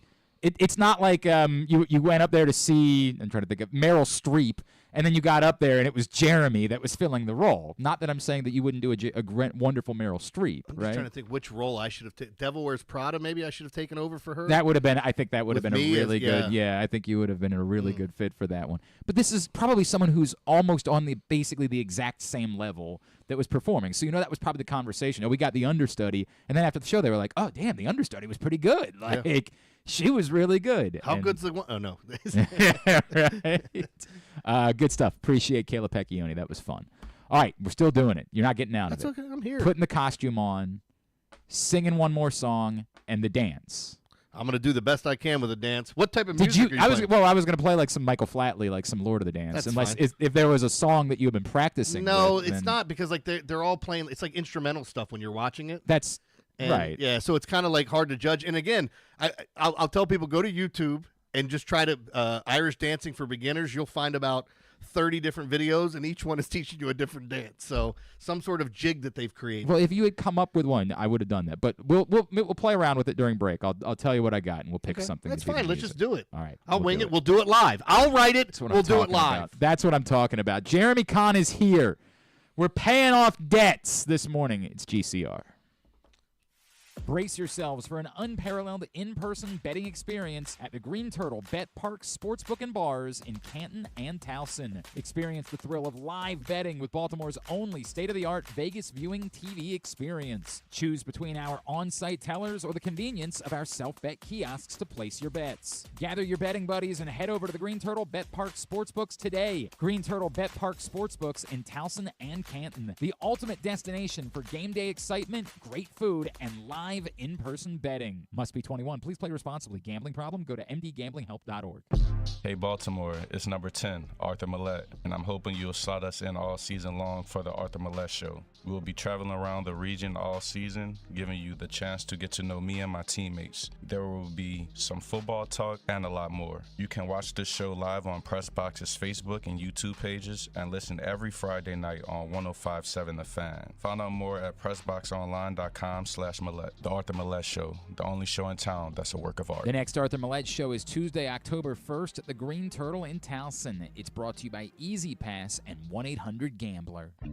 Whether your focus is luxury and comfort, convenience and technologically advanced connectivity, or sporty performance and aggressive styling, we've got the perfect Highlander for you. Check out buyatoyota.com for deals on new Highlanders from your local Toyota dealer today. If you're looking at your old boiler with a jaundiced eye, it's time to call A.J. Michaels. You'll save 50% of your energy, get a $600 rebate, and an 18-month no-interest energy loan. Find us at ajmichaels.com. That's ajmichaels.com.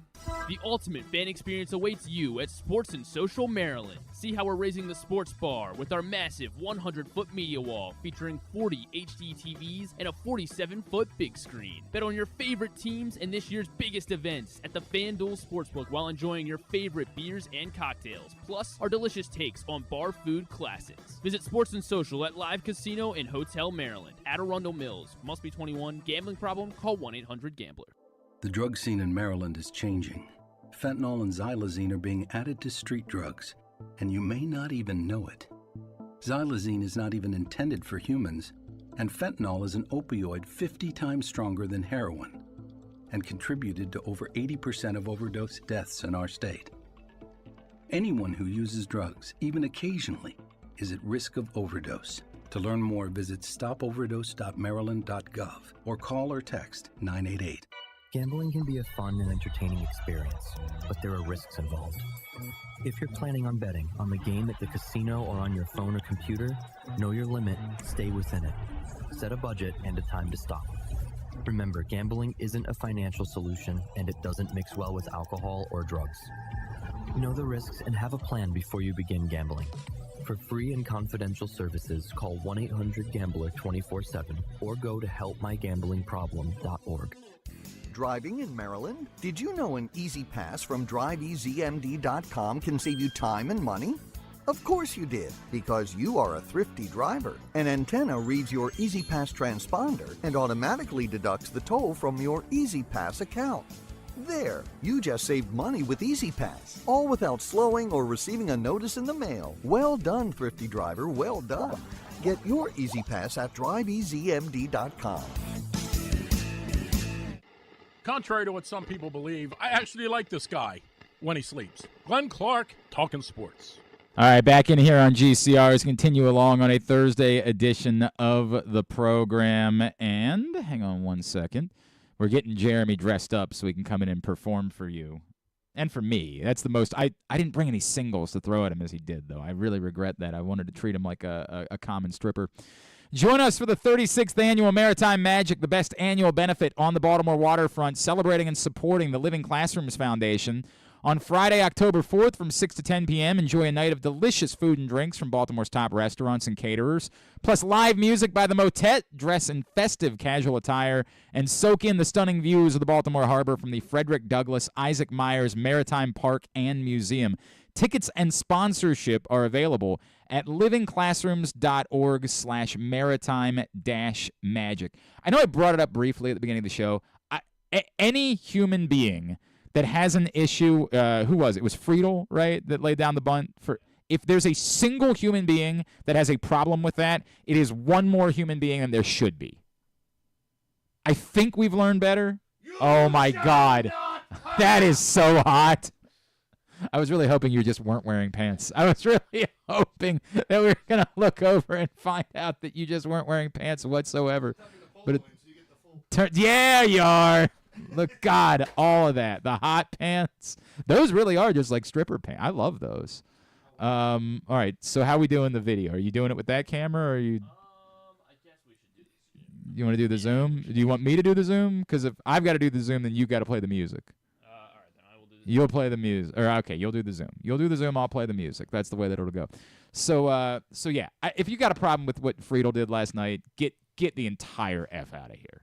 You shove it up your ass. Shove your arse. Shove it up your arse. My God, man.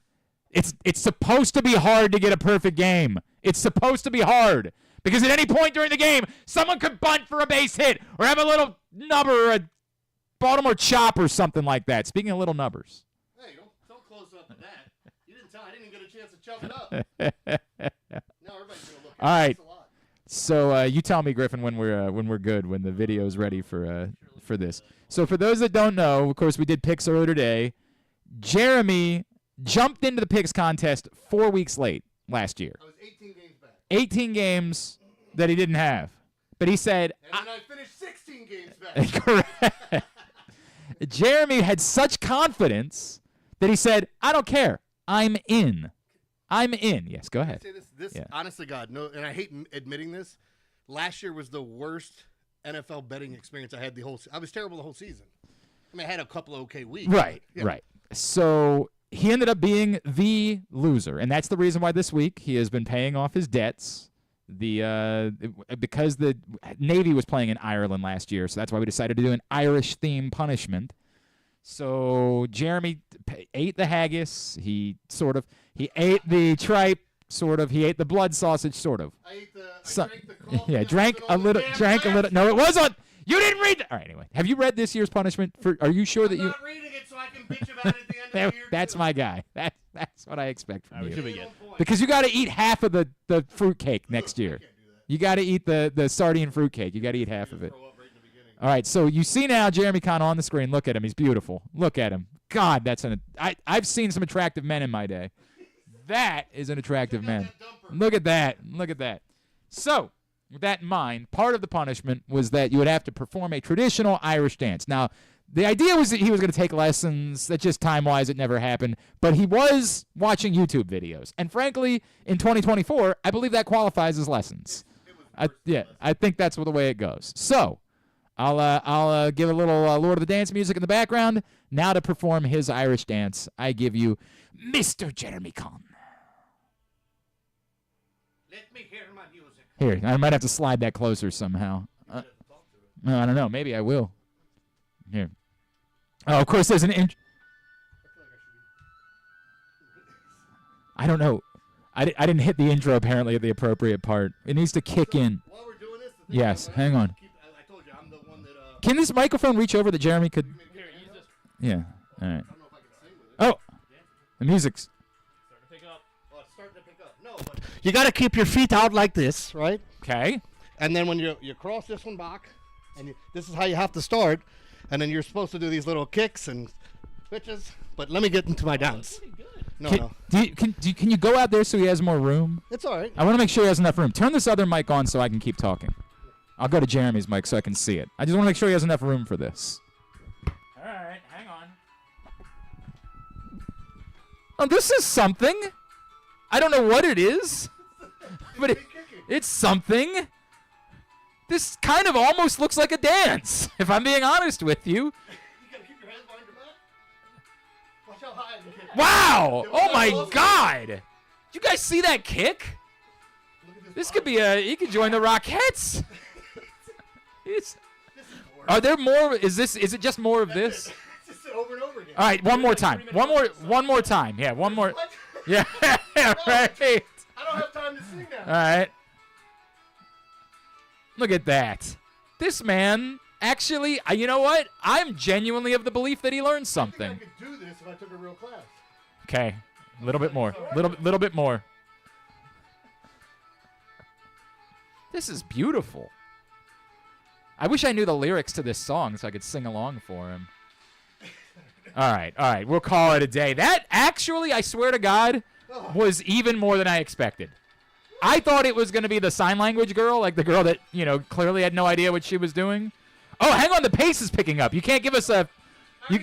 Speed. Do it. Yeah! Speed version. Yeah! Oh, that's hot. I'm going to fap to that later. All right. Oh, it's beautiful. It's beautiful. Well done. Well done.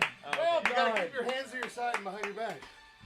I enjoyed that. Honest to God, I feel like you were actually doing a legitimate... Now, again, understand, I know nothing about dance. But hold Zero. on. Anybody that knows dance knows that wasn't legitimate. So it was Are just a picture of everything I saw. you okay? I know you told me that you're about to die. Yeah. Like, I know that you've got a lot of physical issues going on right now. I got some ailments. But like, are you okay? Yeah. All right. I just want to make sure because you made me nervous there. I guess I didn't do a good job of explaining it for the people that were only listening, for the podcast listeners. I probably should have been doing play-by-play. Instead, I was just like, wow. You're gonna have to go back and catch that on video. That did it for me. Oh, nice. That was. What are you doing later? I feel like I just had sex. This is about the same amount of time, 30 seconds, and I'm out of breath. That you know what was actually impressive, my friend. That was. Does that mean you're gonna sing this song with me? Maybe the chorus. Okay. Maybe I'll do that with you. So I'll let you catch your breath a second. So we're gonna do this tomorrow. In the meantime, I'll remind everybody that countysports.zone is the website for you to find out everything you need to know about high school sports. Scores, schedules, polls, updates. They've all got every sport, every team, every school, every part of the state, private schools, public schools, anything you want to know, they've got it for you. countysports.zone, which is proudly sponsored by your local Toyota dealer and buyatoyota.com. I can even have him do Tidbit if you need another minute. What's Tidbit? Go ahead. That's what we'll do. I want to buy you can still hear it. There's a lot of heavy breathing over there. Dude, I'm so. You should see how sweaty this. Are you taking this back? Yeah, he was gonna wear that to work tomorrow. I guess no. I mean, my essence is all over it. I think we might have to have you sign it. By the way, my essence is all over this seat too. Yeah, it is. These shorts. You realize how short these shorts are? Like I don't mind wearing plum smugglers, but these things are so tight. I got raisins down there. That was the idea. Yeah, that was the idea. That was the thought process. All right, let's go ahead and do tidbits. Last night. I did. That wasn't that. No, that was not. That was Colton Cowser. It was also fun, and don't get me wrong, I enjoy fun, but it certainly wasn't the thing that we were supposed to play to let everybody know that we've reached the part of the show where we do tidbit of the day, and you're just going to have to tell me now when we're ready to do that. This is professional broadcasting, ladies and gentlemen, right here. By the way, as I've always said, if you're not used to it, it's just because you've never been here before. If you're one of us, then you know this is what you get. Hour of the third Still not that. Still not that. Just killing We're it. efforting it. Just killing it. My favorite part, though, is how confident he was. He was like, now I've got it. I solved the problem. I feel confident now. What are you, Griffin? Have you ever thought of taking a cruise to these wonderful destinations with sunny skies and beautiful beaches? Well, wait no longer. We're ready for you to cruise from the Cruise Maryland Terminal. Have a little phrase that you can go from baggage to margarita in about 15 minutes. Choose fun with an array of destinations, onboard activities, entertainment, and world-class cuisine. Contact your travel agent and book your cruise today. Let your adventure begin. Now, there we go. I know there was a lot going on, a lot of moving parts today. A lot of things happening. So what was the tidbit? Was that a... No, that was the ad that we have a sponsor for. I was going to say, that sounded like just a sponsor. It's exactly what it was, Jeremy. You're Sounds right. wonderful. Cruises. Yeah. Baggage to margaritas in 15 minutes. History will be made today in Chicago. You sure you don't want a better spokesperson, Marilyn Cruz? Yeah. You sure you don't? Look at this guy over here. I'm on a boat. Yeah. Got my flippy floppies. He's got his nautical theme pashmina Afghan. Yeah, I'll wear these on the boat. I guess it's a ship, right? Probably the case. All right, go.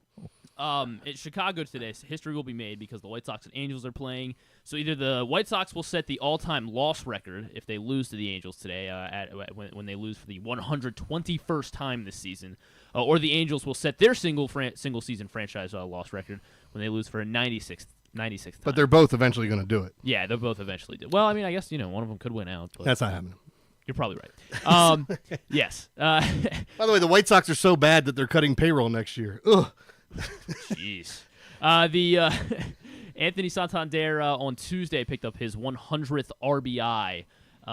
It became, well, I guess I couldn't find the exact number of Orioles because everyone wanted to go back to the St. Louis Browns, but he became the first Oriole to hit 100 RBIs in a season since 2017. So who was that in 2017? And then also, Ask and remember things about the godforsaken 20. Actually, the 2017 Orioles were still in it in December. Cruz or Trumbo? Seven Orioles have hit 150 RBIs in a season. Tejada did. Tejada has the most in Orioles history. 150 in 04. Yep. So, yeah, Palmeiro. Oh yes, Palmeiro has had hit 142 in 96. Chris Davis. He's 2 on the list. Chris Davis 138 during the 2013 season. Mark Trumbo.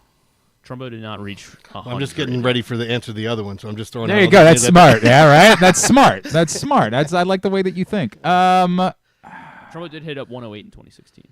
So he did. He made the list or no? No. I'm looking for the top 7 Orioles. Oh, I got you. I thought it was over 100. Well, so the most recent Oriole to do it, and the top. Let's try not to overthink this. Eddie Murray. Eddie Murray is 124 and 85. What's the lowest number on the list? So so there's 7 guys that have hit 120. Right. 120. Got it. Frank Robinson. Yep. Frank Robinson, 122. Jeff Conine.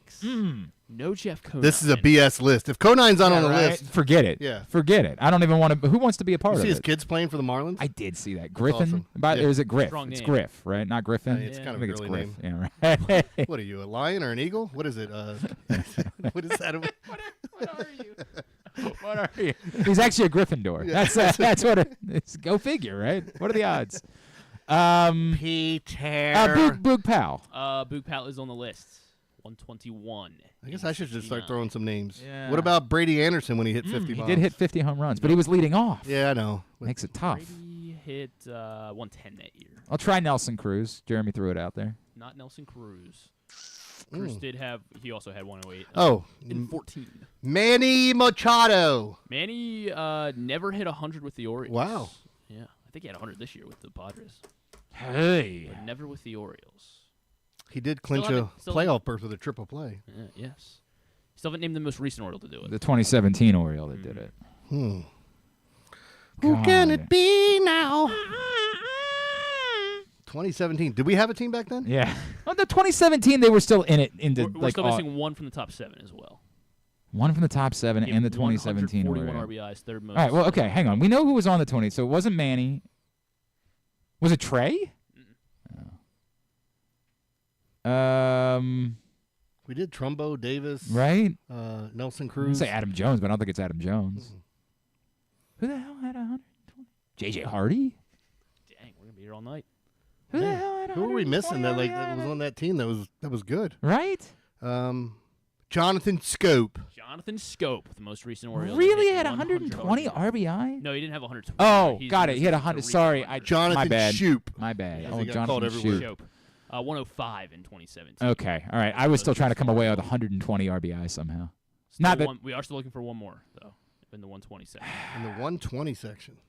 120s. Who are we missing from the 80s or 70s that should be in there? Gotta go a decade back. Oh, wait, the 60s? Mm-hmm. Oh, Diamond Jim Gentile. Jim Gentile. I believe he was the first Oriole to reach the century mark in RBI. That's Dallas Page's dad, right? Yeah. I believe Diamond Jim Gentile was Diamond Dallas Page's father. Yeah. Everybody knows that. I still hear some deep breaths in Oh, there. you're always going to hear that. This is. That's a good I point. told you, That's I've got all kinds of. Like, Are you CPAPing these days? I'm going through a sleep study on Tuesday night to find out, man. and I already know I have to have one. Okay, by the way, was there a part of the broadcast last night where Jim Palmer was talking about Stan the Fan? He was. I totally missed that. You pulled it? All right, for tomorrow. My phone. Apparently, there was somebody at the game. He was that like Palmer was obsessed with the idea Kevin that Brown was doing like a read, and then they were just. I bet I know what it was. Shots. They looked over and they saw the sign: "Charm Shitty Ice," where the ice is nice. Stan the Fan. It's not a bad Stan the Fan. Is that Stan the Fan? Yeah, right. It's not a bad Stan the Fan. Charm Shitty Ice. All right, we'll do Tubular just to let Jeremy have one more minute. Oh, Tubular. What's this? This is where we talk about what's coming up later today.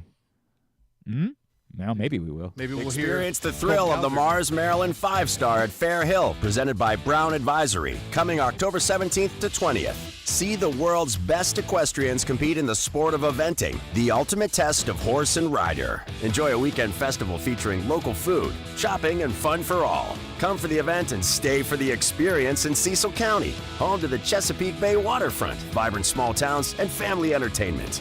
Tickets on sale now at maryland5star.us. Orioles-Yankees 7:05 tonight on MASN. Corbin Burns and Garrett Cole. It's also on MLB Network nationally. Amazon Prime Video for Cowboys-Giants at 8:15. But you'll be watching those two with us inside Sports and Social at Live Casino and Hotel Maryland. The President's Cup is underway on Golf Channel. I know it's being hosted by the Internationals this time around, so I have no idea. Who cares? College football tonight, Army-Temple, 7:30 on ESPN. Baseball, otherwise, MASN 2 and MLB Network for Royals-Nationals at 1:05. Locally, MLB Network has Rays Tigers at 1:10, Marlins Twins at 7:40, and then late the night, Padres-Dodgers. MLB TV free game, Cardinals-Rockies 3:10, ESPN Plus, Mets-Braves at 7:20. And they're doing that hockey, NHL Network, Bruins-Rangers, 7 o'clock. Access TV for Impact Wrestling at 8. Anything non-sports-wise? I'm trying to figure out what will be the headline. Of course, you can go to concretelocks.com to figure out how you're going to win some money betting these games tonight. I think you've got a bunch of shows that are coming out today that get released, right? Like what? Isn't the Lord of the Rings show come out today? Lord of the Rings, an episode of that. You can watch all 15 episodes and still not understand anything that's going on like I do? Why would you watch it? I don't.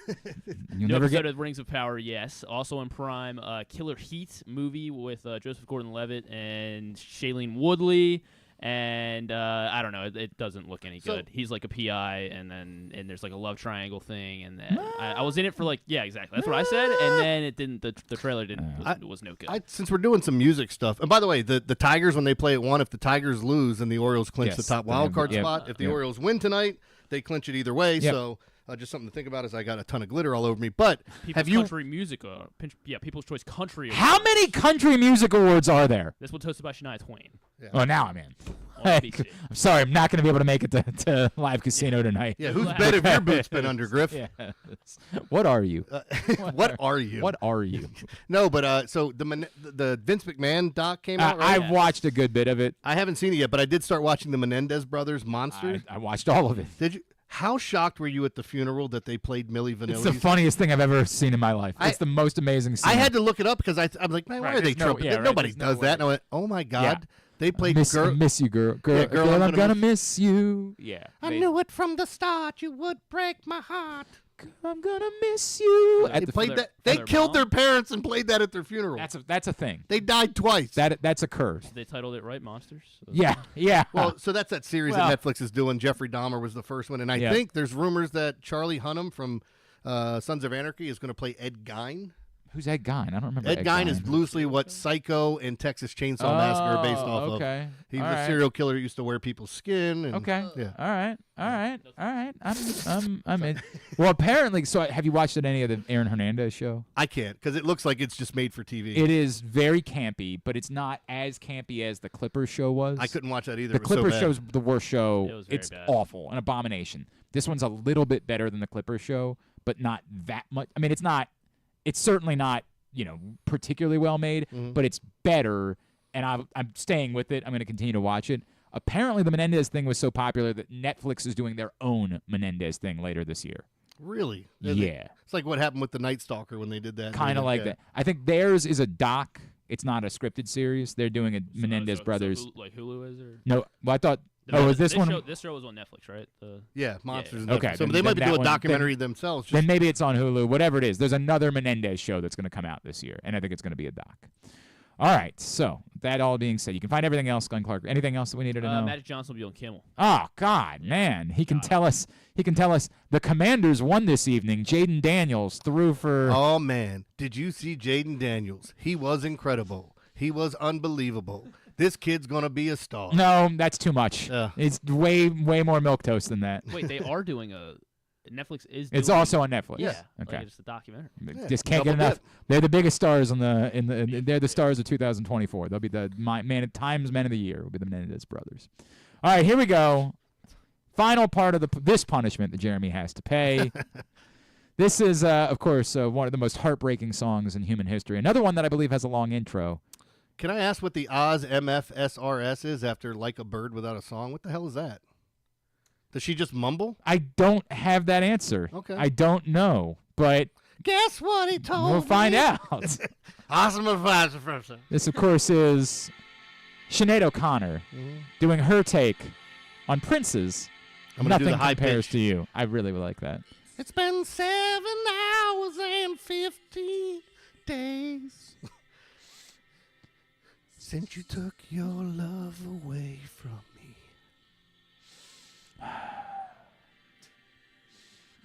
I go out every night and sleep all day. Do you have a picture of the Pope nearby, Griffin? Since you took your love away from me. Griffin, By the way, this is my he doesn't favorite know part of that the bit. song. Well, I apologize. Since you've been gone, I can do whatever I want. I threw that in there for you. Thank you.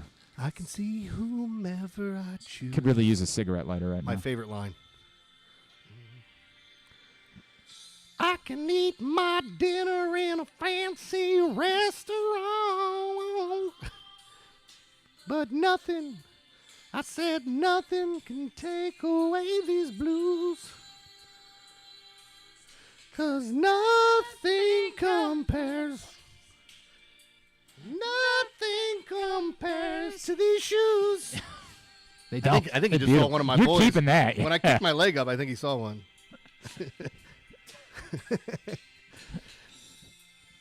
Been so lonely without you here. All right, I gotta listen to this next part. What this Oz is. Like a bird without a song.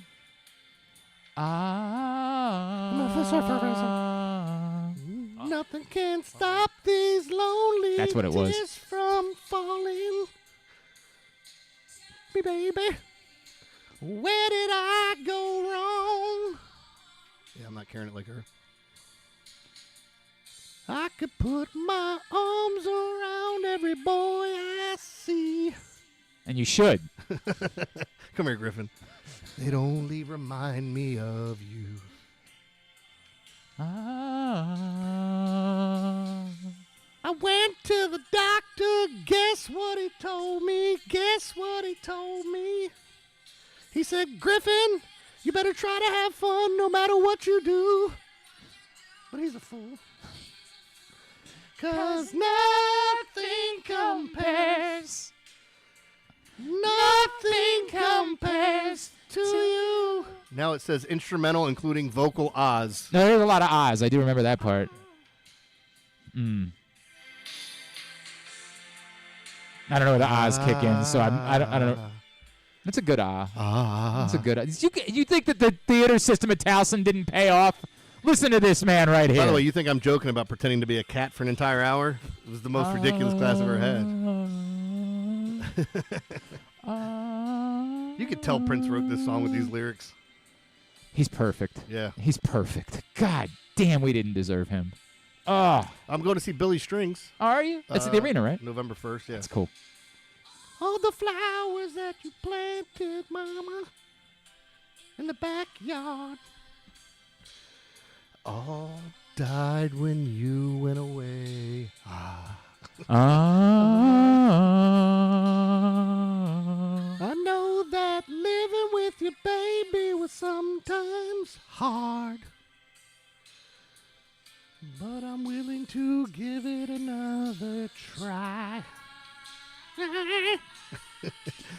Nothing compares. Nothing compares to you. Come on, Griffin, get in here. You got a mic. Got to bring it home. I don't know the song as well. Nothing compares. That's all she says the rest of the time. Nothing compares to you. One more again. Nothing compares. Nothing compares to you. Take that, Pope. Yeah. Take There it, you Pope. go. Well done, pal. Damn Catholics. Are you Well sponsored by any done. Catholics? I don't know. I don't think. I I we didn't have to rip up worry the too Pope's much picture. about it. It's an older picture. Oh God, that is our guy. I'm sorry we had to break this whole thing up. That but is our guy, Jeremy Conn, paying off his debt. Appreciate. If that. I wake up from my sleep study, we can do hot dogs next week. Yeah, that's the part. So we still got to do the hot dogs because Jeremy also lost the Euro. Whatever. Hold on, can I talk about that real quick because this is what's so messed up about this thing that they do here with the guy on the phone. The guy They on the asked me, phone. it's like, hey, do you want to get into what was it? It was the Pan Am Games, right? What was it? No, Copa. it was the Euro and the Copa. Cabana. Euro Copa. So Glenn That's what we're sends doing next year's Copa Cabana. Yeah. That's our punishment for the. Glenn sends me my team, and 4 of the teams aren't even in the UN. Like this, it can't even be Wait real. a second. I got Now, Albania. wait a second. Hang on. I can pull up what your team. I had the U.S. I didn't want them. And Griffin, yes, that was a mistake. What did you offer to give me? Algeria That was a for him or mistake on something? your- Probably. Hang on. You had Italy. Yeah, That's a real country, Paraguay. though. I was going to trade you Paraguay. Yeah, Paraguay. I Yeah. said, is that a real country? Yeah, right. You had Italy, Slovenia, Ukraine, Albania, United States, and Bolivia. you rolled through United and Bolivia. In fairness, Jeremy finished with 12 points. Yeah. To be honest, second to last was 22 points. If you needed cocaine, you probably come to my countries. If you needed soccer players, stay away. Right. I was the winner of the Euro day. How? Wow. Did you pick the names too? No, I did not. John Proctor pulled the. I don't trust Proctor. I don't Is he blame you listening? for that. I don't either. Now he was third from last. In fairness, All right, I so, trust like, Proctor Yeah, now. right. He was third from last. I had Spain. Well, you just had to not be last. That's That what it was the point. Yeah, I had Spain, Switzerland, Czechia. I'm sure Czechia helped me. I'd have traded the U.S. for Czechia. Mexico and I think they got Canada. the same amount of points. Roughly the same amount of points. Can I get the women's soccer team instead of the men's? All right, so we will do the mayo dogs, but I wanted to give him a full 2 hours. It's unfair to ask him to eat 4 hot dogs in And I already 20 told you how minutes. difficult that's going to be next week because I'm going to be on that diet. He's doing a. Oh, you can say it. That doesn't embarrass me. I can't work out anymore because my body's breaking down. So I got to try to lose weight first, and then get back in the gym. I'm worried that we're not going to have you around that much longer. You might I'm not really starting to worry. Enjoy it while it's Definitely here. don't lose this season. If, you know? all I have to say is, like, if all of a sudden that prostate's getting large is a good thing, the fact that you can't see or hear anymore is a good thing. Yeah. The fact that you don't sleep more than 2 hours because you probably have some severe sleep apnea, if that's a good thing, if high blood pressure and cholesterol is a good thing, then you're in great shape. then hey, right. Then yeah, consider me. Who's the fitness guy that died running? I can't think of his name now. Oh God, what the hell was his name? Oh my God, Jack LaLanne. Jack LaLanne. Yeah, Jack Consider LaLanne. me Jack LaLanne. Correct. Who died running. Coming this November, the Big Bad Morning Show with Rob Long. Just Rob Long. By the way, the reason I was late today is that we're actually, it's kind of cool, and maybe I shouldn't talk about it, but I like talking about things I haven't talked about yet with you. Yeah, nobody's listening. No, they're planning like a big party with the morning show, and we're going to do, we've talked about like traveling trivia where the morning show goes out and competes against people that's in cool. sports trivia, That's cool. some big parties and stuff. So I like that. It'll be a lot of fun where people get to come out and have a good time and make fun of us. That'd be good. That'd be if you guys survive. And an uncensored show, yeah. Yes, if you and Ed are still Yeah. around. The weird thing is my odds are lower than Ed's. I was going to say, the two of you seem like to be in a race to the grave. And Ed went to high school with Moses. like Moses. Yeah, not Edwin, Moses Malone. Yeah, not Edwin Moses. Ed actually had the other 10 commandments. He dropped those. All right. Thank you to Jeremy. Thanks also. First I'll even picked up the print issue at Pressbox. Make sure you go do that at your neighborhood Royal Farms, any of the hundreds of locations around town where you find it. Read it at PressBoxOnline.com. Thanks to Jeremy. Thanks to Kayla Pecchioni, the third understudy. Thanks to Ken Zalis. Thanks to Mike Tirico. You're about to hear from Sean Burke. We'll get it all up in the greatest hits section of the Here we go. tab at GlennClarkRadio.com. That's what you told me. Tomorrow on the program, Stan will be in. I'll be in tomorrow with some charm shitty ice. There you go. Stan's It's in nice. tomorrow. Yes. Carlos Pena, apparently, maybe. Yes. Oh, that's cool. I don't know. Yeah, I he's never. supposed to join I don't like that. That Hold on, doesn't what sound- time do the Tigers play? Because he's been doing a lot of their broadcasts, Yeah, he has right? been doing their games. I think they're at night tomorrow. Yeah. I think because they're afternoon today. I think they're at night tomorrow. Carlos Pena, allegedly. Ty Johnson, Buffalo Bills running back, former Terp, will join us on the program You tomorrow. guys got some good pools here. Who's doing that? You or Griff? It's our buddy A.Q. Shipley. Oh, of the course. Penguin. Everybody calls him the Penguin. I didn't know. Ask him about that. I feel bad. I don't watch the McAfee show, so like. No, I don't know if it's on there or not, but maybe it is derogatory towards him. Don't call him the Penguin. Is there a They said story? he's like he kind of walks and he's shaped like a penguin as a guard. Oh, yeah. All right. Well, yeah, because he's got short arms like that. Yeah. All right. Fair enough. Fair enough. I don't know if he likes the. Oh, Penguins, I but also I think he's a testicle tanner. I think he does. I Really? think legitimately that's something he does. I Somebody think tried to so. get me to get Botox in your in your genitals. Have you ever heard this? What? Yeah, you get Botox in your genitals and your butt, and it helps to stop from sweating. Well, now I should look at the number of times that I get up from just sitting down in a warm room. Well, you talked about how much I was breathing just for dancing for 20 seconds. God, I might have to look into that. All right, AQ. I do love AQ, and he did a breakdown of the Ravens' offensive line, so we will talk to him about that. All right, that's all coming up on the program tomorrow. Thanks, everybody at PressBox, all of our great sponsors and partners, including the Maryland 5-Star, Live Casino and Hotel, Cruise Maryland, Ocean City, Easy Pass, Royal Farms, the Green Turtle, Bet Park Sportsbook in Towson and Canton, HelpMyGamblingProblem.org, the Costa Sin, MSAA, AJ Michaels, Baltimore Orioles, Glory Days Grill, your local Toyota dealer, buyatoyota.com.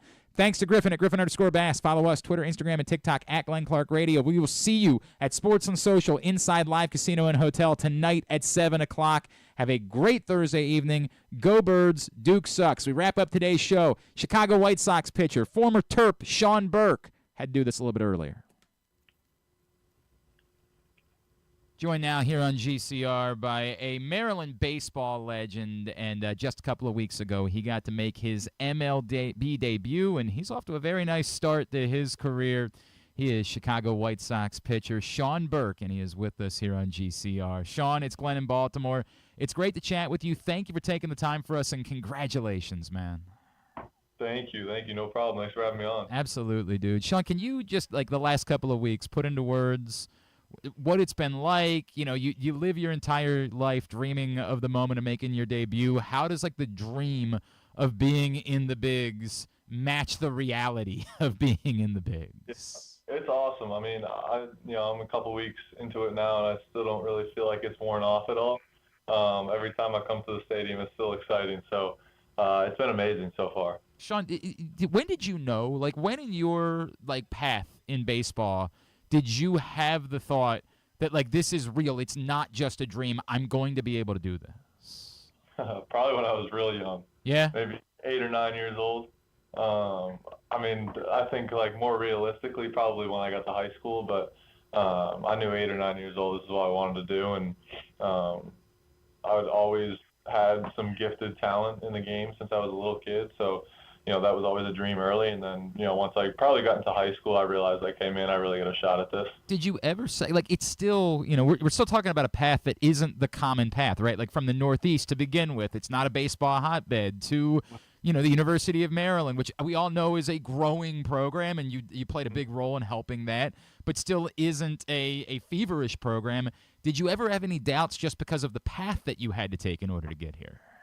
No, not really. I mean, I think it helped me even more just because I always had that chip on my shoulder that, I'm from Massachusetts. I didn't go to a big SEC school, so that stuff just motivates me more, man. I like being one of the only guys from my area that's been able to make it up here, and I think that the support I've gotten from everybody back home has just made it, even better that everybody back home is pulling for me too. It's really cool, and obviously we're pulling for you back here. So let's talk about that, Sean, because one of my favorite things. So I know that Swope made it out there to see you, and I know that he wasn't your head coach, right? And he's the hitting guy.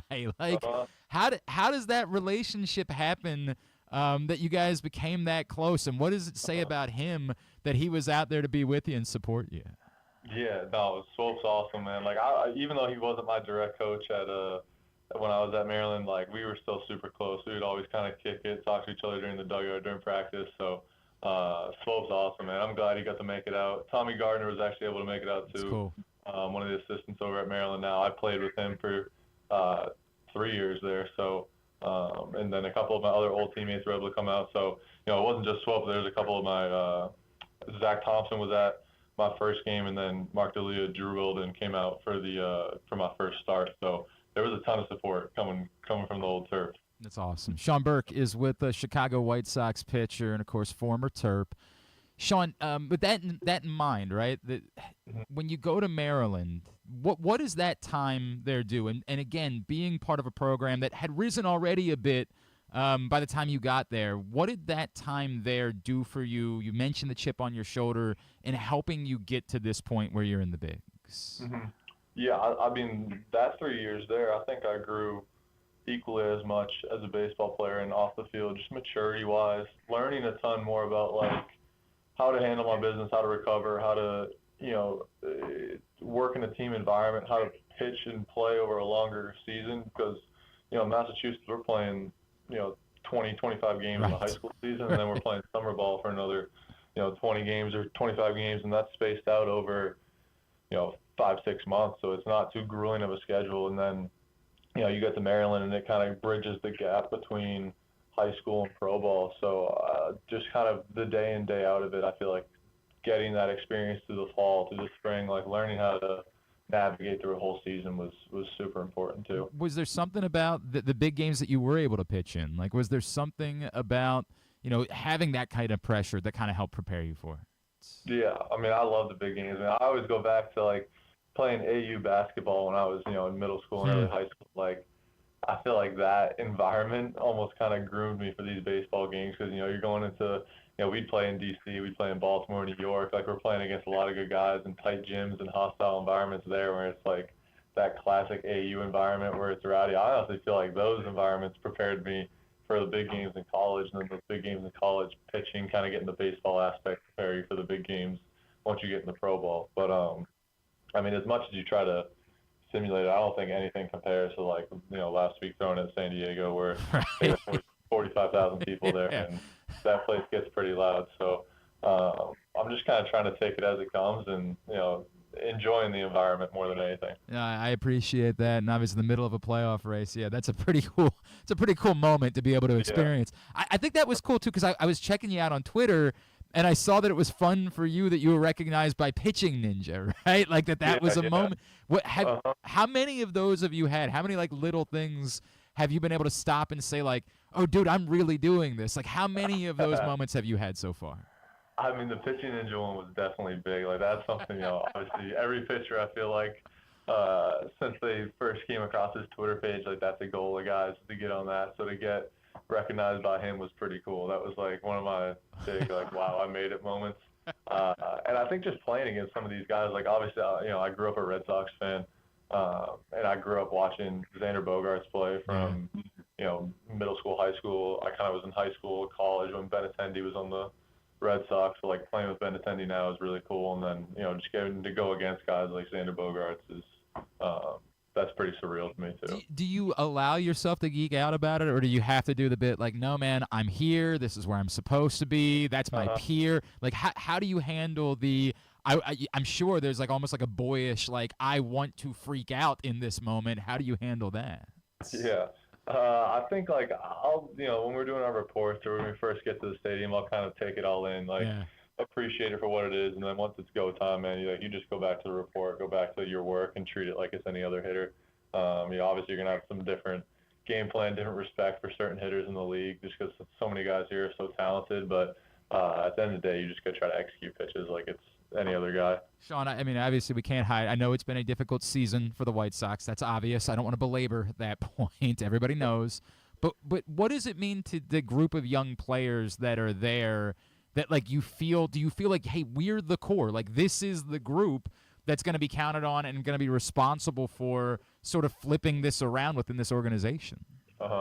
Yeah, I mean, I think that where we're at right now, like, we definitely have a lot of young talent in the system, a lot of young talent on the team now. So I'm going to do my best to keep, trying to throw well each time out and be a part of that core that kind of moves forward with this organization the next 3, 4, 5 years, however long it may be, and just, get back to winning baseball here. Because I think, we have great fans here, and I know that the fan base cares about baseball. Like, they're true baseball fans. So, I mean, everything in that aspect, like, we have all the setup to be a great organization and a great team going forward. So I think it's just about a bunch of our guys continuing to get better and continuing to learn from the experiences they're getting here so that we can start to turn this thing around in the next few years.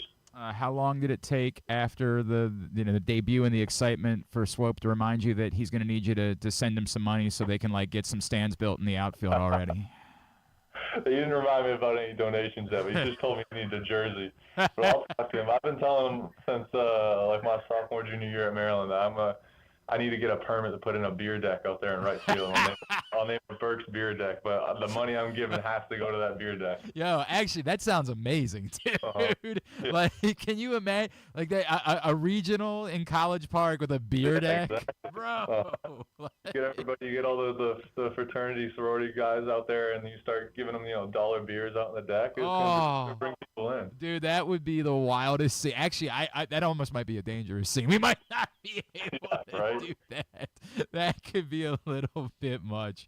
Oh, that's a cool idea. I love that. Swope, make it happen. He's a friend, so I'll call him out on 100%. it. 100%. Whoever it is, whoever's the guy that's in charge of that, make it happen.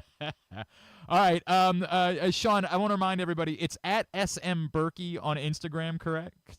Yes. And on Twitter at Top Shelf Berkey as well, right? Yes. Yes, sir. Dude, so happy for you, man. Thank you. I appreciate the fact that you were always so confident that this was going to happen, but I hope for Maryland baseball fans that it's still a rarity. As much success as, we see guys like Lamont, tons of guys having, it's still somewhat of a rarity, so it's really special to see you do it, dude. Congratulations on everything. Best of luck as you move forward. Thank you for taking the time for it. Yeah, no, thank you. I appreciate it, 100%.